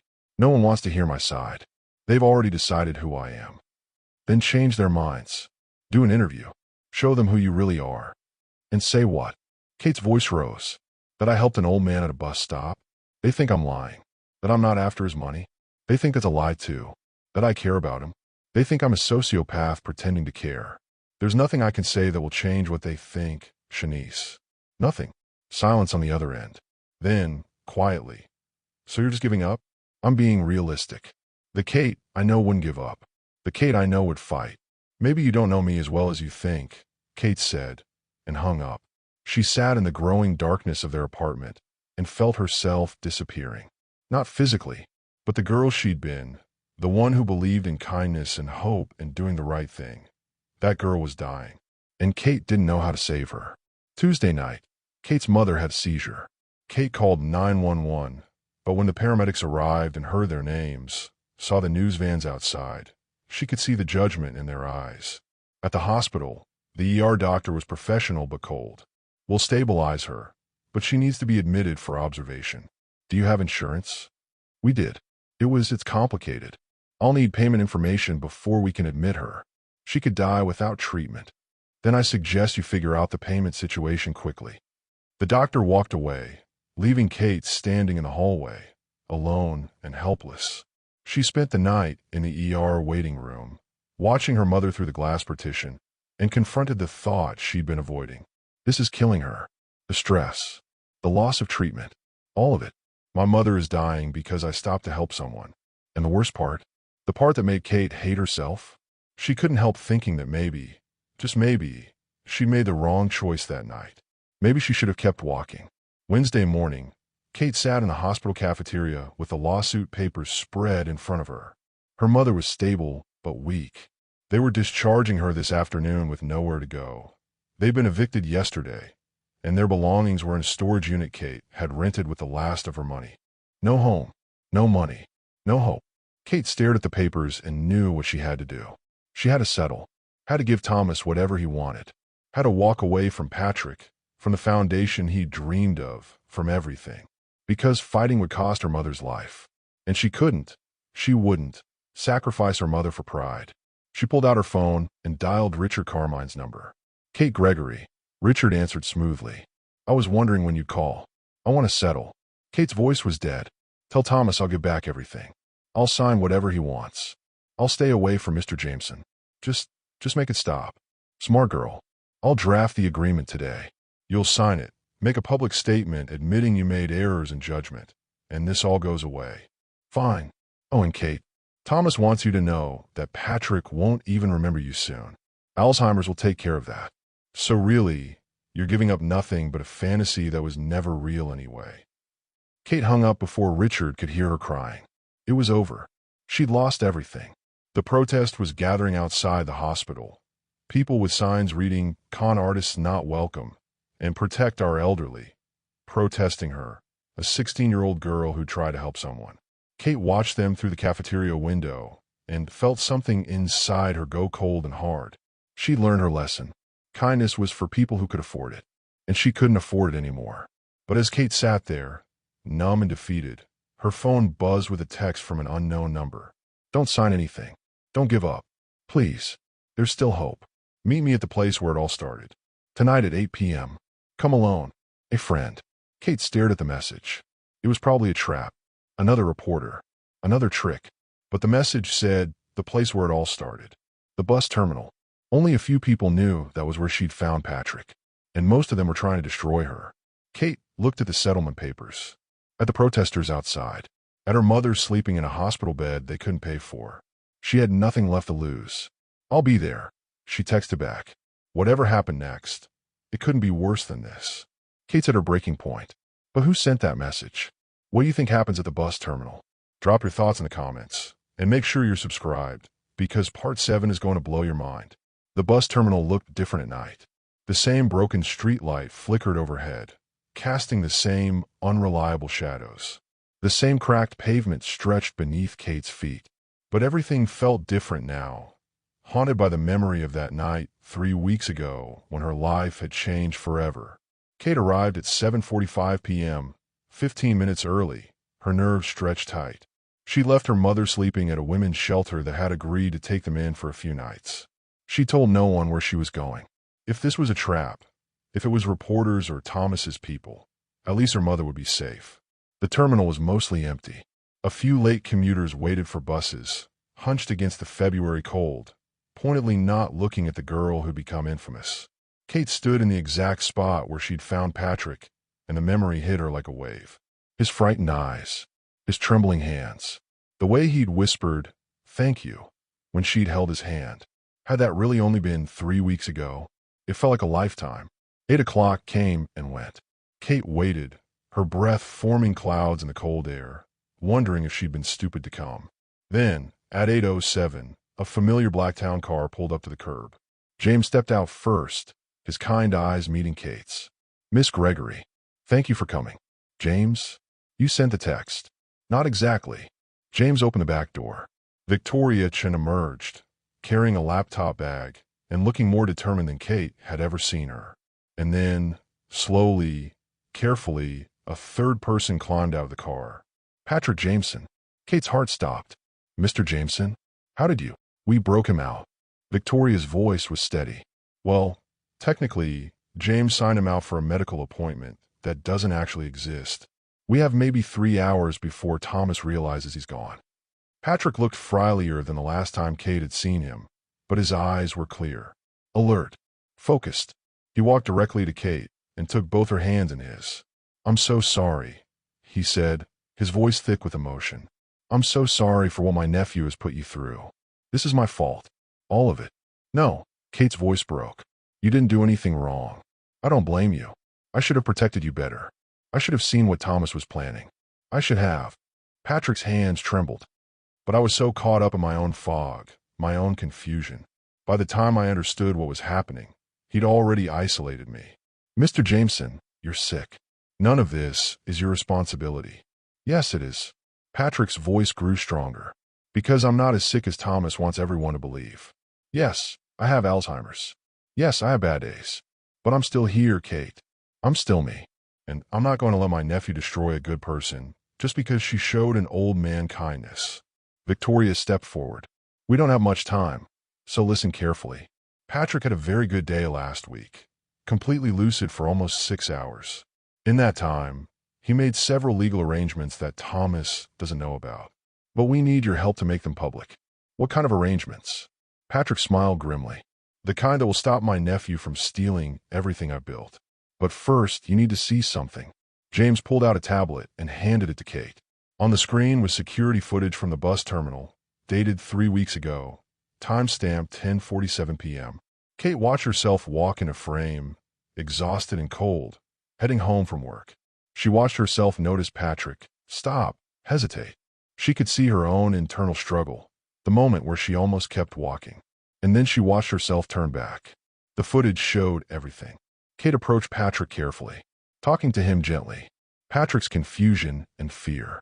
Kate wrapping her coat around him, taking his hand, calling 911, staying with him for 27 minutes in the freezing cold until help arrived. There was no audio, but the images told the story clearly. A young girl helping a frightened old man. Nothing sinister, nothing manipulative, just pure, simple kindness. "The city traffic department sent this to me 2 days ago," Victoria said. "I'd requested it weeks ago, but bureaucracy moves slowly. Thomas doesn't know it exists. But that's not all." Patrick's voice was stronger now. "Show her the rest, James." James swiped to a new video. This one was from inside the terminal building, showing the waiting area. The timestamp was 10:23 p.m., 24 minutes before Kate arrived. The footage showed Patrick wandering into the terminal, clearly confused. And then it showed something that made Kate's blood run cold. Thomas Jameson walked in behind him. Thomas stood 20 feet away, watching his uncle wander around in confusion, making no move to help. When other people approached Patrick to offer assistance, Thomas intercepted them, saying something that made them back away. Thomas was ensuring no one helped Patrick. The footage showed Thomas following his uncle outside, waiting in the shadows, watching as Patrick stood alone in the cold, shivering and afraid. And then Thomas left. He left his sick uncle standing in freezing temperatures, confused and vulnerable, and he drove away. "Oh my God," Kate whispered. "Thomas was hoping I'd die that night," Patrick said quietly, "or at least end up hospitalized with pneumonia or injuries from wandering into traffic. Something dramatic enough to justify the competency hearing. Instead, you saved me, and that's when I became a problem for him." Victoria pulled up more files on her laptop. "We have the emails I showed you before, the ones where Thomas admits to deliberately letting Patrick wander. We have financial records showing Thomas has been embezzling from Jameson Technologies for 2 years. We have witness statements from facility staff who were paid to leave doors unlocked during Patrick's confused episodes. We have everything, Kate. But you said the emails weren't admissible because you hacked." "I didn't hack anything." Victoria's smile was sharp. "Patrick gave me his password and full access to the family's digital records. Completely legal. I'll let you believe I'd hacked in because I needed you to understand how serious this was. But everything I found legally, which means it can be used in court." Kate's head spun. "So you can stop him. You can stop Thomas. We could do better than that." Patrick reached into his jacket and pulled out a folder. "Last week, when I was lucid, I met with my attorneys, the real ones, not the ones Thomas has been using. I changed my will. I restructured my estate. And I created something I should have created years ago." He opened the folder and showed Kate a legal document. "The Emily Jameson Foundation for Youth and Elder Care. My daughter died 20 years ago," Patrick said softly. "And I've spent those 20 years making money and trying to fill the hole she left. But you, Kate, you reminded me what Emily would have wanted. She wouldn't want her memory tied to buildings or bank accounts. She wanted tied to kindness, to help people who help others." Kate's eyes filled with tears as she read the document. The foundation was funded with $500 million from Patrick's estate. Its mission, to provide education and support for young people who serve as caregivers, and to protect elderly individuals from exploitation and abuse. And listed as co-founders, Patrick Jameson and Kate Gregory. "I don't understand," Kate whispered. "I can't run a foundation. I'm 16. I don't know anything about. You know the most important thing. You know how to see people as people, not problems or opportunities. The foundation will have administrators and experts to handle the logistics. But you'll be the heart of it, Kate, the reminder of why it exists." Patrick's eyes were bright with emotion. "And Thomas can't touch it. I've set it up as an irrevocable trust. Even if he gets me declared incompetent, he can't undo this. Mr. Jameson." Kate couldn't find the words. "There's more," Victoria said. "Patrick recorded a video statement during his lucid period, explaining everything, his relationship with you, Thomas's actions, why he's creating the foundation. It's a legal document, witnessed and notarized. We're planning to release it publicly tomorrow. But we want to tell you first," Patrick added, "because, Kate, you have a choice to make." James spoke up for the first time. "When this goes public, the media attention will shift. You'll go from villain to hero overnight. But it'll still be intense, still invasive. You'll be the face of this foundation, which means interviews, appearances, scrutiny. Or," Victoria continued, "we can structure things so you're a silent partner. You'll still have input and benefits, but you won't be public-facing. You can fade back into privacy." Kate looked at the three of them, these people who'd risked so much to give her this choice. "A week ago, I would have chosen privacy without hesitation," she said slowly. "I would have run as far and fast from the spotlight as possible. And now?" Patrick asked gently. Kate thought about the last 3 weeks. The harassment, the lies, the feeling of being completely powerless while the world attacked her. But she also thought about the messages she'd received. Not the hate, but the few, precious messages from other people. I'm a caregiver for my grandmother. Thank you for showing people that we exist. I was afraid to help an elderly neighbor because I worried about being accused of something. Your story made me braver. Don't give up. Some of us believe you. She thought about her mother, fighting cancer with dignity and grace. About her father, who'd worked himself to death, trying to provide. About Patrick, who'd spent 20 years trying to honor his daughter's memory. And she thought about the girl she'd been 3 weeks ago, exhausted and cold, walking home from a thankless job, with every reason to keep her head down and mind her own business. That girl had chosen to stop, to help, to care. And Kate realized something fundamental. The world hadn't punished her for being kind. Thomas Jameson had punished her for being kind, and she'd almost let him win by making her afraid to be herself. I'm not hiding, Kate said, her voice steady and clear. If we're doing this, I want to be visible. I want other kids like me, kids who are working 2 jobs and taking care of sick parents and trying to survive. I want them to see that they matter, that their kindness matters, that they're not alone. Patrick's face broke into a wide smile. That's my girl. But, Kate continued, I need something from you first, Mr. Jameson. Anything. I need you to fight. Really fight. Not just for your money or your company, but for yourself. I need you to show the world that you're still here, still you, still worth listening to. Because this foundation isn't just about me. It's about dignity. And if we're going to fight for other people's dignity, we need to start with yours. Patrick's eyes glistened with tears. You remind me so much of Emily. She never let me take the easy way out either. He squeezed Kate's hand. I promise. I'll fight. Then I'm in, Kate said. Whatever happens next, I'm in. Victoria glanced at her watch. We have 2 hours before we need to get Patrick back. Let's use them wisely. Kate, I need you to record your own statement, your side of the story, in your own words. No lawyers, no spin, just truth. For the next 90 minutes, in the back of James's car parked at the bus terminal where it had all begun, Kate told her story. She talked about the night she'd found Patrick, about her mother's illness and her own struggles, about what it felt like to be vilified for doing the right thing, about the fear and the doubt and the moments when she'd almost given up. But she also talked about hope, about the people who believed in her, about Victoria and James and Patrick risking everything to tell the truth.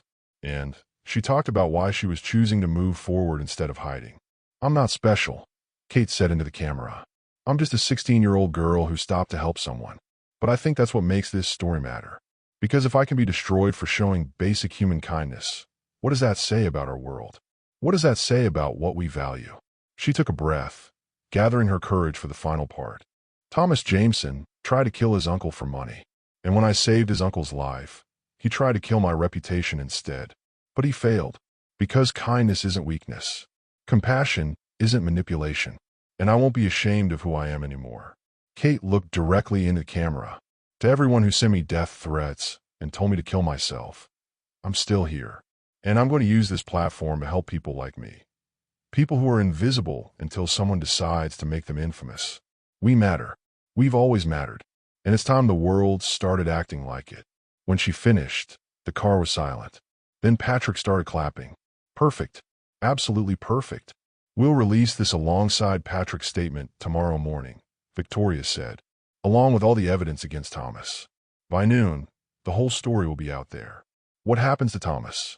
Kate asked. If there's any justice, prison, Victoria said grimly. Elder abuse, fraud, embezzlement, attempted murder, possibly. I've already contacted the FBI. They're very interested in the evidence we've compiled. James checked his watch. We need to get Mr. Jameson back. Patrick turned to Kate one more time. Whatever happens tomorrow, whatever chaos this unleashes, I want you to remember something. You gave me more than my life that night. You gave me hope. You reminded me that good people still exist. And you gave me a reason to fight for a few more years instead of fading away in that fog. You gave me a reason to fight too, Kate said. Thank you for not giving up on me. Never. Patrick hugged her tightly. You're family now, Kate. You and your mother both. And the family doesn't give up on each other. Kate watched the town car drive away, carrying Patrick back to the facility before his absence was noticed. She stood alone at the bus terminal, in the same spot where everything had changed, and felt something shifting inside her. The fear was still there. The exhaustion was still there. The weight of everything she'd been through still pressed down on her shoulders. But something else was there too. Strength. Not the kind that comes from never being hurt, but the kind that comes from being broken and choosing to heal anyway. Not the kind that comes from never doubting, but the kind that comes from doubting everything and choosing to believe anyway. Not the kind that comes from never falling, but the kind that comes from falling and choosing to stand back up anyway. Kate pulled out her phone and called her mother at the shelter. "Mama, I need you to hear something. Tomorrow, our lives are going to change again. But this time it's going to be good. I promise." And for the first time in 3 weeks, Kate believed her own words. The next morning, at exactly 9 a.m., Victoria Chun held a press conference. The same reporters who'd vilified Kate crowded into the conference room, expecting another scandal, another twist in the gold digger story. What they got instead was truth. Victoria played Patrick's statement first. The elderly billionaire, lucid and articulate, describing Thomas's abuse, explaining his relationship with Kate, detailing the foundation he was creating. Then she played Kate's statement. Raw, honest, powerful. Then she released the evidence. The security footage of Thomas abandoning his uncle. The emails admitting to elder abuse. The financial records showing embezzlement. And finally, she announced that the FBI had arrested Thomas Jameson 1 hour ago on multiple federal charges. The room erupted. Kate watched the press conference from the shelter's common room, her mother beside her, and felt the narrative shift in real time. Her phone, which had been silent for days after the death threats, started buzzing with new messages. "I'm so sorry for what I said about you. You're a hero. Thank you for not giving up. You inspired me to be braver."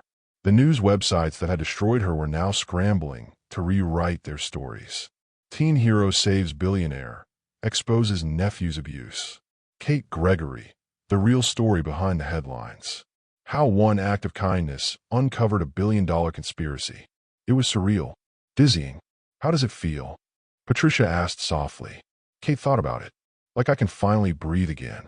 "What happens now?" Kate looked at her mother, frail but fighting, sick but strong, the person who taught her everything that mattered. Now we heal. We fight. We build something good." Kate took her mother's hand. Together. Patricia smiled. Together. That afternoon, Kate received a call from Dr. Sarah Flores, Patrick's physician. "Kate, Mr. Jameson asked me to call you. He's been fully released from the facility. He's back home at the estate. And he was wondering if you and your mother would join him for dinner tonight. He has a guest suite prepared for you. He thought, perhaps, you might like to stay somewhere comfortable while you figure out next steps." Kate looked around the shelter, at the cots, and the tired faces, and the people just try to survive another day. She thought about pride, about accepting help, about the difference between charity and love. "Tell Mr. Jameson we'd be honored," Kate said. And for the first time in her life, she didn't feel like she was accepting a handout. She felt like she was coming home. Kate's finally fighting back, and the truth is coming out. Are you as relieved as I am? Drop a comment about your favorite moment so far. And if you haven't subscribed yet, what are you waiting for? The climax is next, and you do not want to miss it. The Jameson estate felt different when Kate arrived that evening. Last time, she'd been a nervous girl in ill-fitting clothes, overwhelmed by wealth and uncertain of her place. Now, walking through those same doors with her mother beside her, Kate felt like she belonged. Not because of money, not because of status, but because she'd earned her place here through integrity, courage, and refusing to back down when the world tried to crush her. Patrick met them in the foyer, and the transformation in him was remarkable. He stood straighter. His eyes were brighter. It was as if exposing Thomas's betrayal had lifted a weight Kate hadn't even known he was carrying. "Kate, Patricia." He embraced them both warmly. "Welcome home." Patricia's eyes widened as she took in the mansion. "Mr. Jameson, this is too much." "It's exactly enough," Patrick interrupted gently. "And please, call me Patrick. We're family now. Besides, I have 63 rooms in this house, and I've been rattling around alone in here for 5 years. It's nice to have voices in the halls again." Victoria appeared from a side room, still professional, but with a warmth Kate hadn't seen before. "Your suite is ready on the second floor. Dr. Flores has already set up everything for Patricia's care. She'll be my first thing tomorrow morning to establish a treatment plan." Kate felt her mother stiffen. "I can't accept all this." The apartment was already generous, but this... "Mama," Kate said softly, "Remember what you told me? About being brave enough to accept help." Patricia's eyes glistened. "You're using my own words against me. I'll learn from the best." Kate squeezed her mother's hand. "Let's just say yes. Let's just be grateful. Let's just rest." Patricia looked at her daughter, really looked at her, and saw the change. The girl who'd left the shelter this morning had been worn down by weeks of trauma. The young woman standing before her now had fire in her eyes and steel in her spine. "Okay," Patricia whispered. "Yes. Thank you, Patrick, for everything." Over dinner that night, a simple meal despite the elegant dining room, because Patrick insisted on comfort over formality, they talked about the future. "The competency hearing is scheduled for next week," Victoria explained. "Thomas's lawyers are still pushing forward, even with him under arrest. They're arguing that Patrick's decision to create the foundation and changes will prove his mental instability." Kate's fork clattered against her plate. "That's insane. He was completely lucid when he made those decisions." "I know, but Thomas's legal team is very good, and they're arguing that anyone in Patrick's condition who gives away $500 million must be incompetent." Victoria's expression was grim. "We need to prove beyond any doubt that Patrick is mentally capable of making his own decisions. Then we will," Kate said firmly. "What do we need to do?" Patrick smiled at her determination. "The judge has ordered a full psychiatric evaluation. I'll be examined by 3 independent doctors over the next 4 days. If they determine I'm competent, Thomas's petition will be denied and the foundation stands. If they determine I'm not." He trailed off. "Then everything gets frozen pending further legal proceedings," Victoria finished. "And Thomas could potentially still gain control of the estate from prison, through proxies." "That's not going to happen," Kate said. "We've come too far to lose now." The next 4 days were intense. Patrick underwent extensive cognitive testing, while Kate and her mother settled into the estate. Dr. Flores started Patricia on an aggressive new treatment protocol. Experimental but promising, funded by Patrick's personal medical research initiative. Kate spent her time preparing for what came next, the foundation's public launch. Victoria had arranged a major press event for the day after the competency hearing. If Patrick was declared competent, they'd announce the Emily Jameson Foundation properly. If he wasn't, well, they'd figure that out when they came to it. But Kate refused to think about failure. Not anymore. She worked with Victoria to refine her statement, to prepare for the inevitable questions, to ready herself for stepping into the spotlight not as a victim, but as a voice. On the 3rd day, Shanice visited. Kate's old friend stood in the grand foyer looking overwhelmed and delighted in equal measure. "Girl, you're living in a literal mansion now. This is insane." Kate laughed, a real laugh, the first in weeks. "It's temporary. Once we get the foundation set up, Mama and I will get our own place. Something normal-sized." "Normal-sized?" Shanice raised an eyebrow. "Kate, you're a millionaire now. You co-founded a foundation. You took down a corrupt billionaire. Nothing about your life is normal-sized anymore." Kate sobered. "I'm not a millionaire. The foundation has money, not me. And I didn't take down Thomas. The truth did. I just refused to be silenced." "Exactly."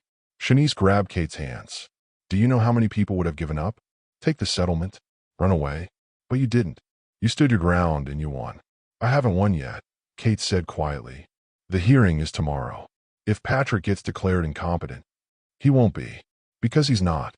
And because you'll be there to remind everyone that cognitive decline doesn't mean someone stops being a person. That's literally what the foundation is about, right? Dignity." Kate hugged her friend tightly. "Thank you for believing in me when nobody else did." "Always," Shanice said. "That's what real friends do." The competency hearing took place on a Friday morning in a courthouse downtown. Kate sat in the gallery with Victoria and James, her heart pounding as Patrick took the stand.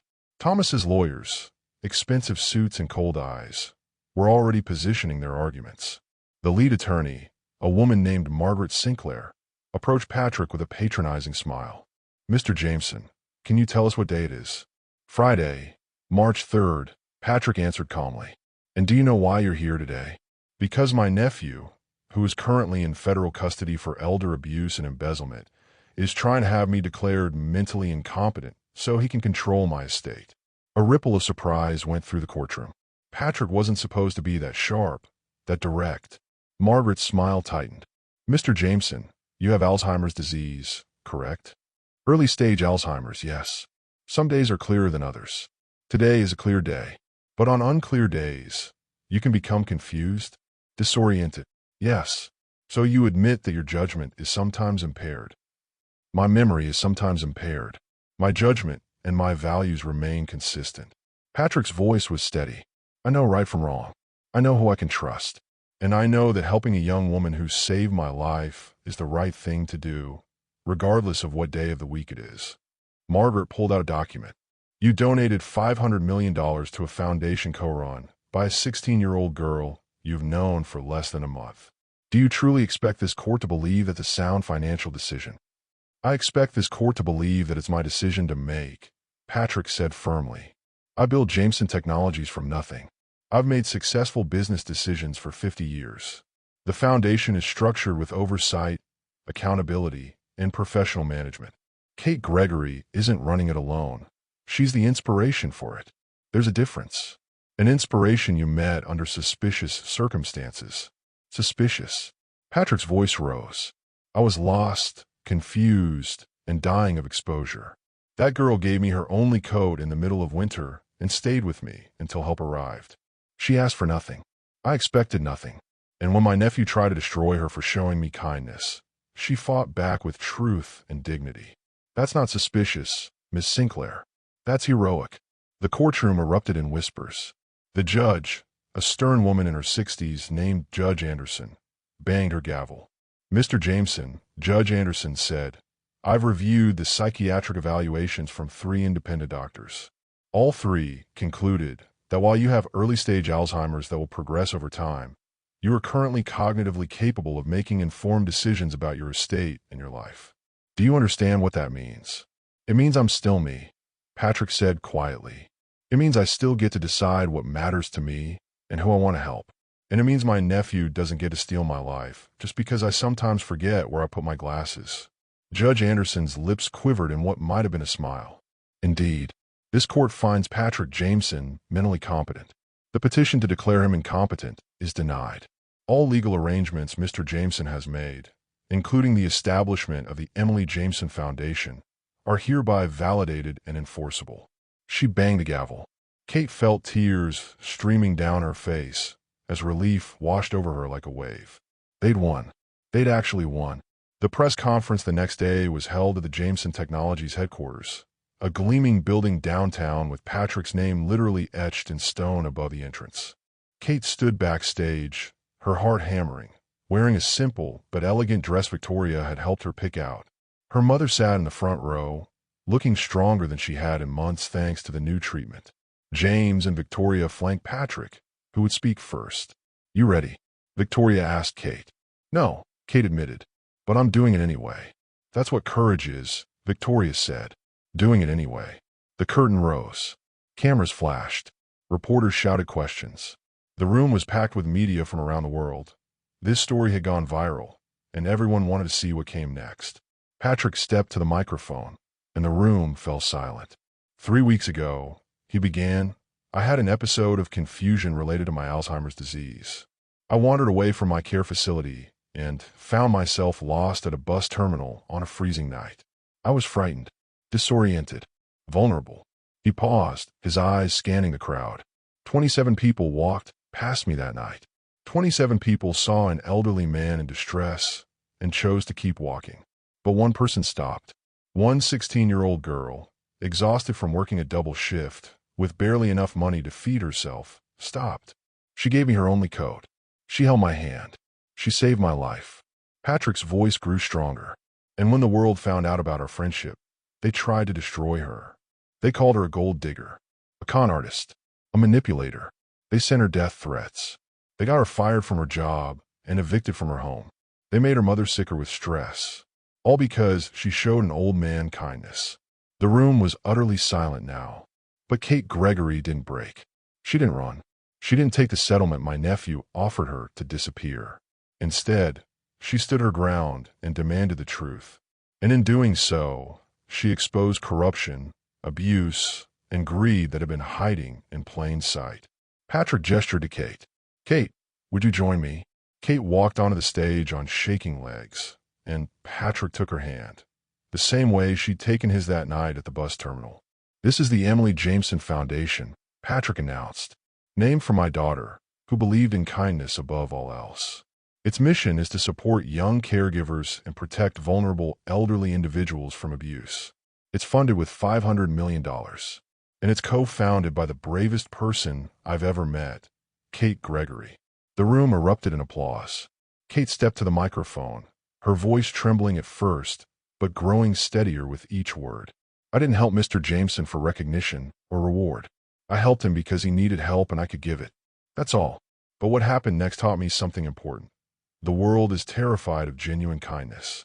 Because kindness is radical. It's revolutionary. It doesn't ask what's in it for me. It just asks what's needed." Kate looked directly into the cameras. "This foundation exists for every kid working 2 jobs to take care of a sick parent.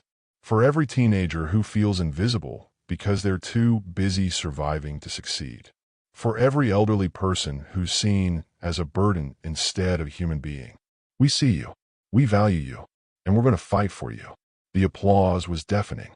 After the press conference, Kate found a quiet moment alone with Patrick in his office. "You did beautifully," he said. "Emily would have loved you." "Tell me about her," Kate said. "Really tell me." Patrick pulled out a photograph. A teenage girl with bright eyes and a mischievous smile. "She was 17 when she died. Car accident, instantaneous. She was on her way to volunteer at a nursing home. That's who she was, always helping others. I'm honored to help carry her memory," Kate said softly. "Kate, I need to tell you something." Patrick's expression turned serious. "My Alzheimer's will progress. In a year, maybe 2, I won't have many clear days left. When that happens, the foundation will be yours to guide.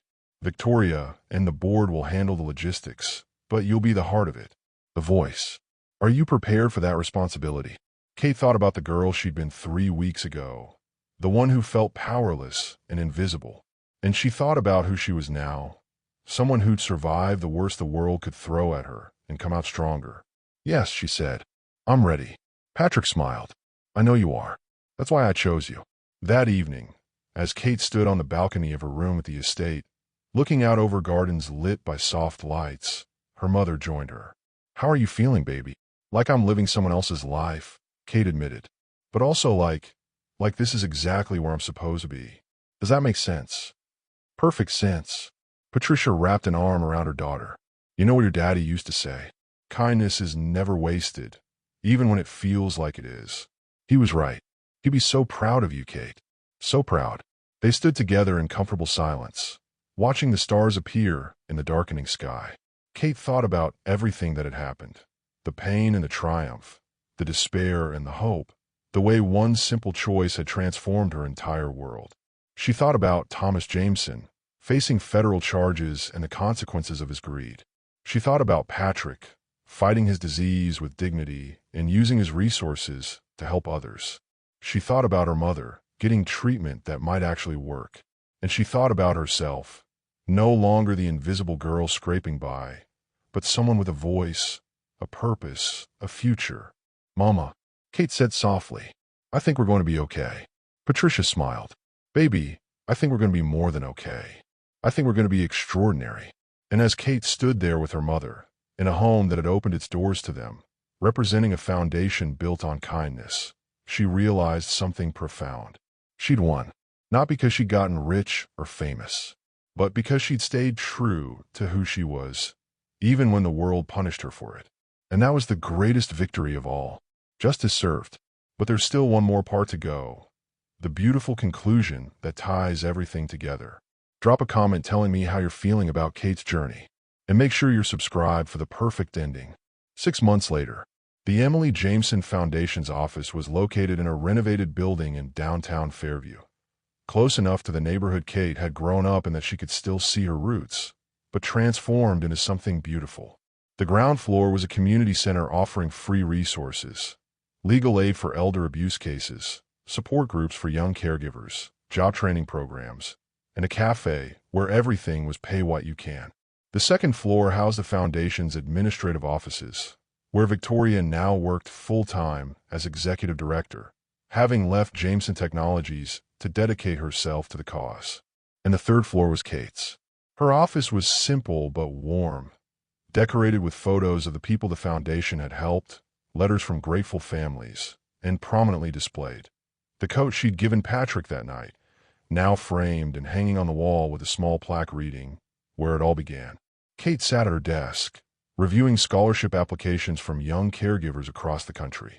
She was 17 now, had her birthday last month with a small celebration that included Patrick, her mother, Victoria, James, Shanice, and a few other people who'd become her chosen family. She'd finished high school through an accelerated program and been accepted to nursing school starting in the fall. But she deferred for a year to focus on getting the foundation off the ground. "You're doing it again," Victoria said from the doorway, smiling. "Doing what?" "That thing where you read applications and cry." Kate laughed, wiping her eyes. This girl, she's 15, taking care of her grandfather with dementia while maintaining a 4.0 GPA. She wants to be a doctor. "She reminds me of you," Victoria finished. "They all remind you of you. That's why you're so good at this." Kate approved the scholarship with a few clicks. "How many is that this month?" 43 full scholarships, plus the 17 partial ones. "We're changing lives, Kate." "We're giving people a chance," Kate corrected. "They're changing their own lives. We're just removing obstacles." Victoria sat down across from Kate's desk. "Patrick wants to see you. He's having a good day." Kate's smile dimmed slightly. "How many good days does he have now?" "Maybe 2 or 3 a week. The progression is faster than the doctors hoped." Victoria's voice was gentle. "But he's still in there, Kate. And he's so proud of what you've built." Kate found Patrick in the sunroom of the estate, the same room where they'd first talked about the foundation. He looked frielier than he had 6 months ago. Alzheimer's was taking its toll, aging him in ways that went beyond years. But when he saw Kate, his face lit up with recognition and joy. "Kate, my girl." He reached for her hands. "Tell me everything. How's the foundation? How's your mother?" Kate settled into the chair across from him, savoring his clarity. "The foundation just hit our 6-month milestone. We've helped over 300 families. Mama's doing really well. The treatment is working better than anyone expected.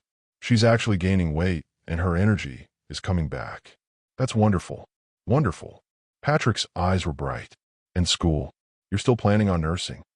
"Next fall. I defer to get the foundation stable. But yeah, it's still the dream." "You're going to be an extraordinary nurse. You already have the most important qualification." "What's that?" "You see people. Really see them. Not as problems to solve or cases to manage, but as human beings worthy of dignity." Patrick squeezed her hands. "That's rare, Kate. Never lose it." "I won't. You taught me that it's worth protecting." Patrick was quiet for a moment, his gaze drifting to the gardens outside. When he spoke again, his voice was softer, more distant. "I won't always remember your name, you know. Someday soon, I'll look at you and not know who you are. But I want you to know something." He focused on her again, intense and present. "Even when I don't remember your name, I'll remember how you made me feel. Safe, seen, valued. That feeling doesn't fade, even when the memories do."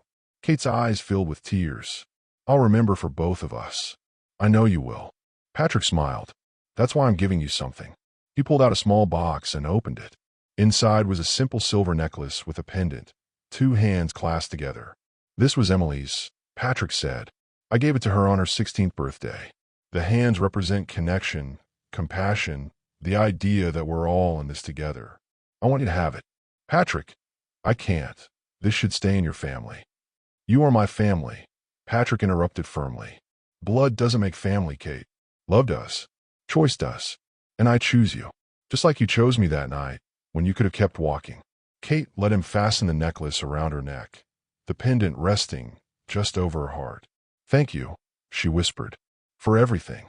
For believing in me. For fighting for me. For showing me that one person really can make a difference." "Thank you," Patrick replied, "for reminding me what my life was for. I made a lot of money, Kate. Built a big company. But the best thing I ever did was help you. Because you're going to help thousands. And they'll help thousands more. That's legacy. That's immortality." They sat together in comfortable silence, holding hands, savoring the clarity while it lasted. 1 year later, Kate stood at a podium in front of 500 people gathered for the Emily Jameson Foundation's annual gala. She wore an elegant dress, still simple, still her style, but confident now. Her mother sat in the front row, healthy and beaming.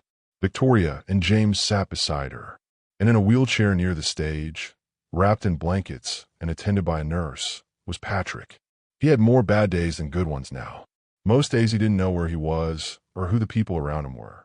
But his doctors had told Kate that he'd been unusually alert this morning, and he'd insisted on coming to the gala. Kate suspected he somehow knew, on some level, that this mattered. 2 years ago, Kate began, her voice steady and clear. I was a 16-year-old girl who felt invisible. I worked minimum wage jobs, took care of my sick mother, and wondered if I'd ever be anything more than a statistic, another kid from the wrong side of town who didn't make it out. She paused, looking at the faces in front of her, donors, politicians, celebrities, and regular people who believed in the Foundation's mission. And then I made a choice. I stopped to help someone who needed help. I didn't know who he was. I didn't know what would happen. I just knew that leaving him there alone was wrong. Kate's hand went to the pendant around her neck. That choice changed my life, but not in the way you might think. Yes, I'm standing here in a beautiful dress at a fancy gala. Yes, my mother got the medical care she needed. Yes, I'm about to start nursing school. But the real change wasn't external.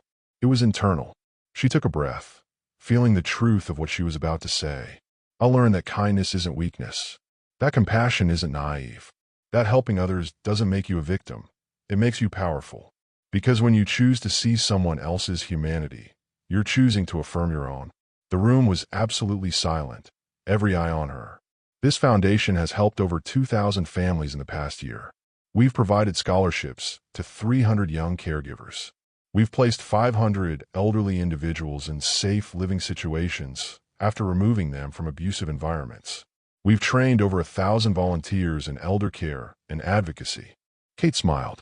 But numbers don't tell the whole story. The story is about a 15-year-old girl who can now go to college because we covered her grandmother's care costs. It's in the 80-year-old man who's no longer being financially exploited by his own children. It's in the single father who learns he doesn't have to choose between caring for his aging parents and feeding his kids. She gestured to the screens behind her, which began showing photos and video testimonials from people the foundation had helped. This is what happens when one person decides to stop, to help, to care. This is what happens when we choose each other over indifference. This is what happens when we remember that every single person, young or old, rich or poor, powerful or powerless, deserves dignity. Kate looked at Patrick, who was staring at her with tears streaming down his weathered face. She didn't know if he understood everything she was saying, but she knew he felt it. Patrick Jameson gave me a chance when the world told him I didn't deserve one. He fought for me when everyone else condemned me. He believed in me when I barely believed in myself. Her voice broke slightly.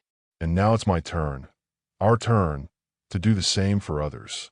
The applause started slowly, then built to a standing ovation that lasted 5 minutes.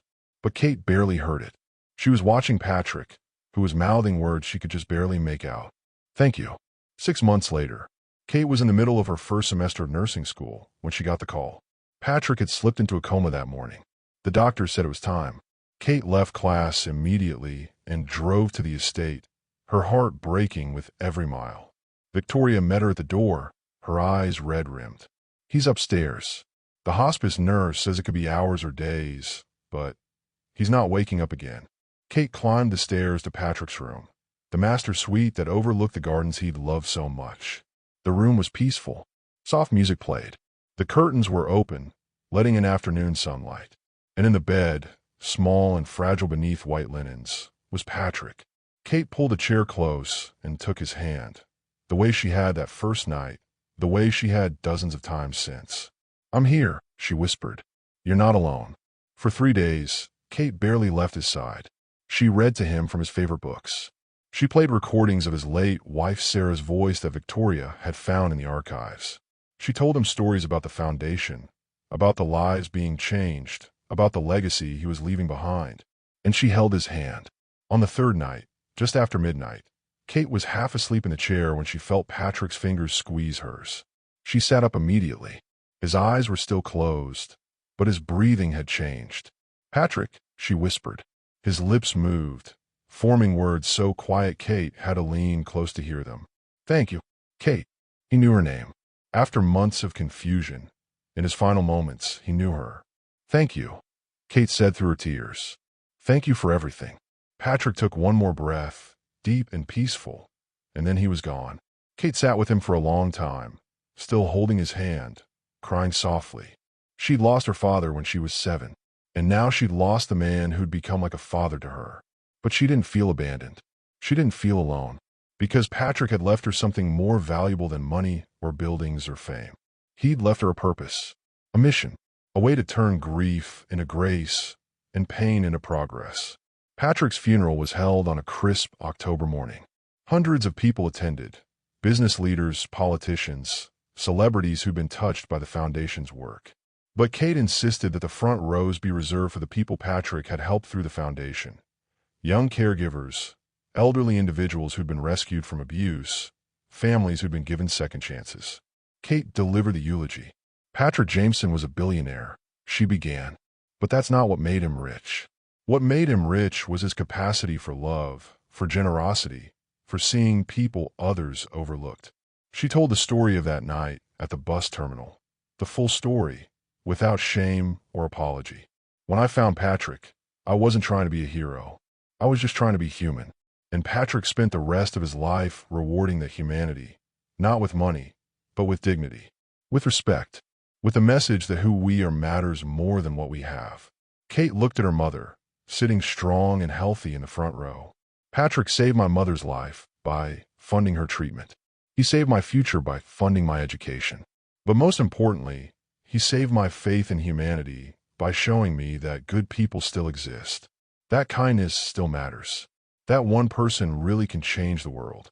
She pulled out a letter, the last thing Patrick had written during a lucid moment 2 months ago. "Patrick left me this letter. He asked me to read it today.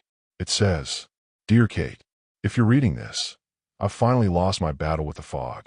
I hope I went peacefully. I hope I didn't have too much trouble in the end.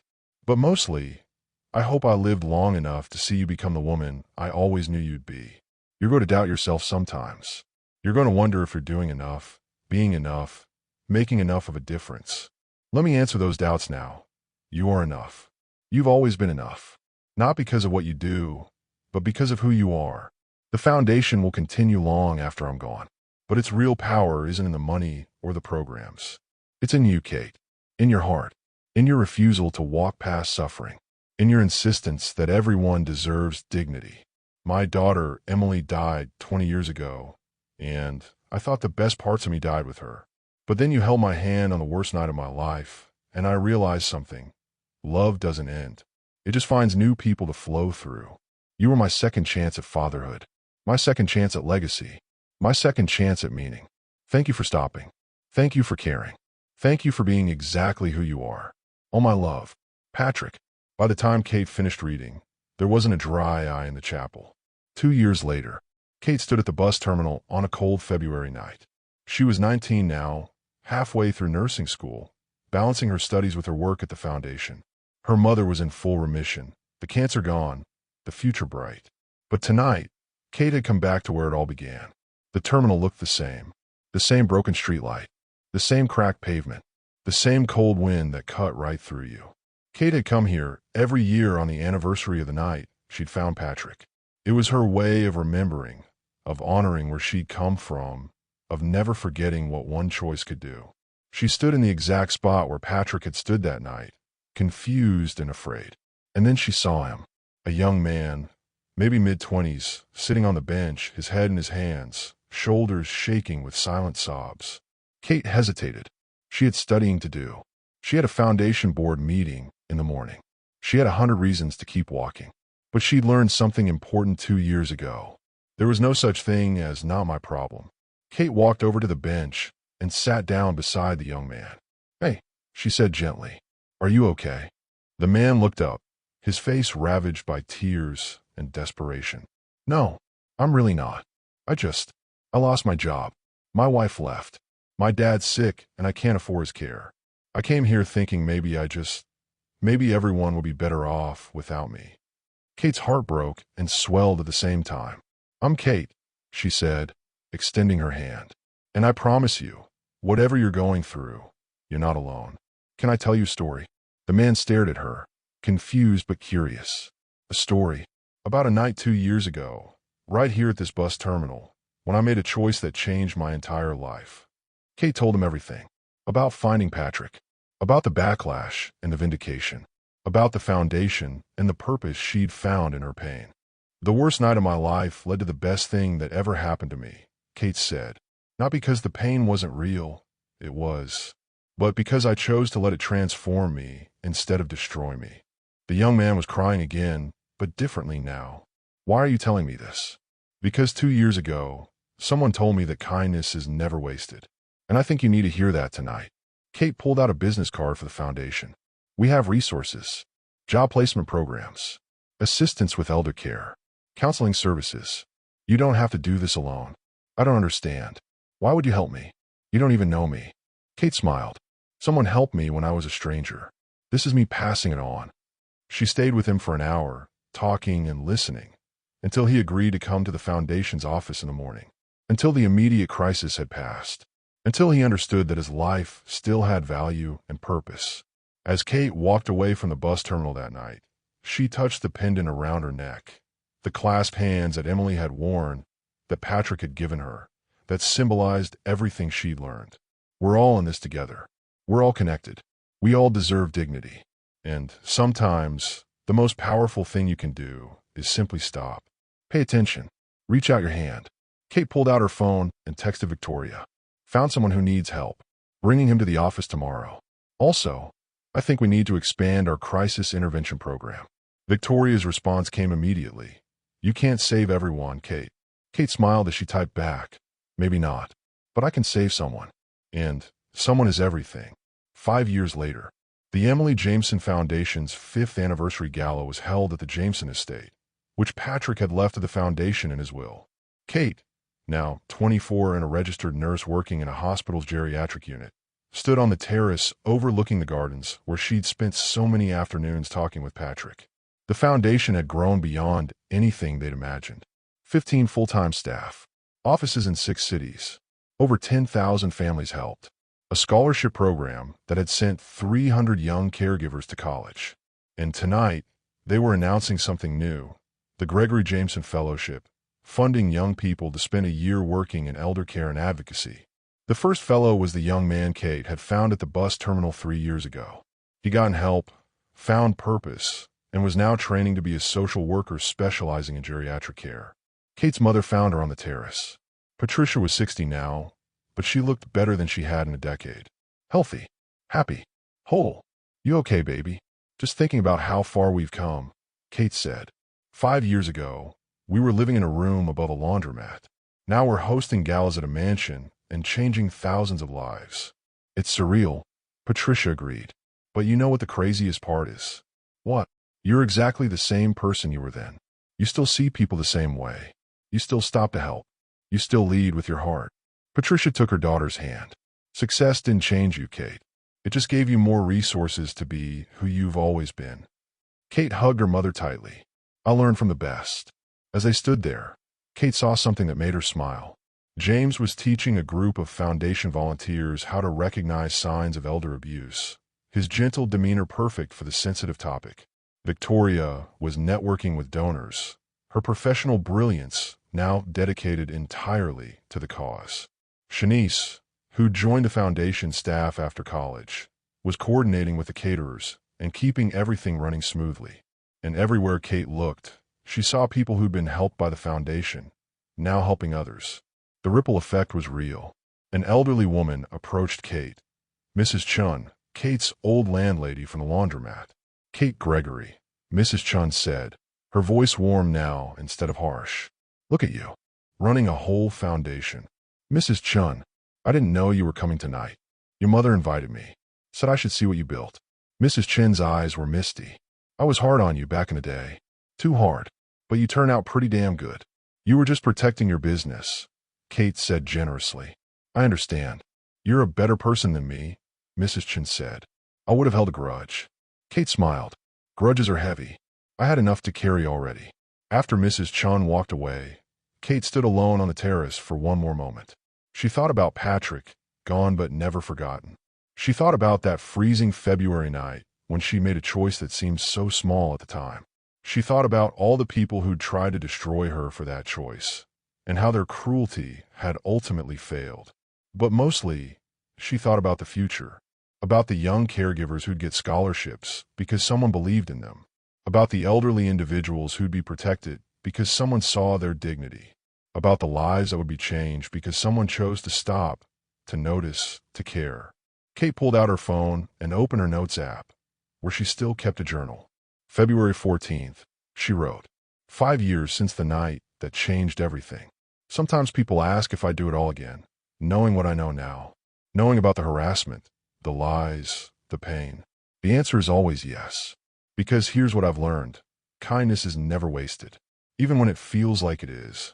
Even when the world punishes you for it. Even when it costs you everything. Kindness ripples. It spreads. It multiplies. Patrick helped me. I help someone else. They help someone else. And on and on and on. That's immortality. That's legacy. That's love. Kate closed her journal and went back inside to the gala, to the work, to the life she'd built from one simple choice. She was no longer the invisible girl from the wrong side of town, but she'd never forget what that felt like. And she'd spend the rest of her life making sure no one else had to feel invisible either. Because everyone matters. Everyone deserves dignity. And sometimes, the richest thing you can give someone is your hand. Thank you so much for joining me on Kate's incredible journey. Her story reminds us that one act of kindness can change the world, not just for the person you help, but for everyone that kindness touches afterward. If this story moved you, please leave a comment sharing a time when someone's kindness changed your life. And if you haven't already, subscribe to the channel because we have so many more inspiring stories to share. Remember, you have the power to be someone's miracle. Use it. Until next time, keep choosing kindness. Keep choosing compassion. Keep choosing each other. See you in the next story.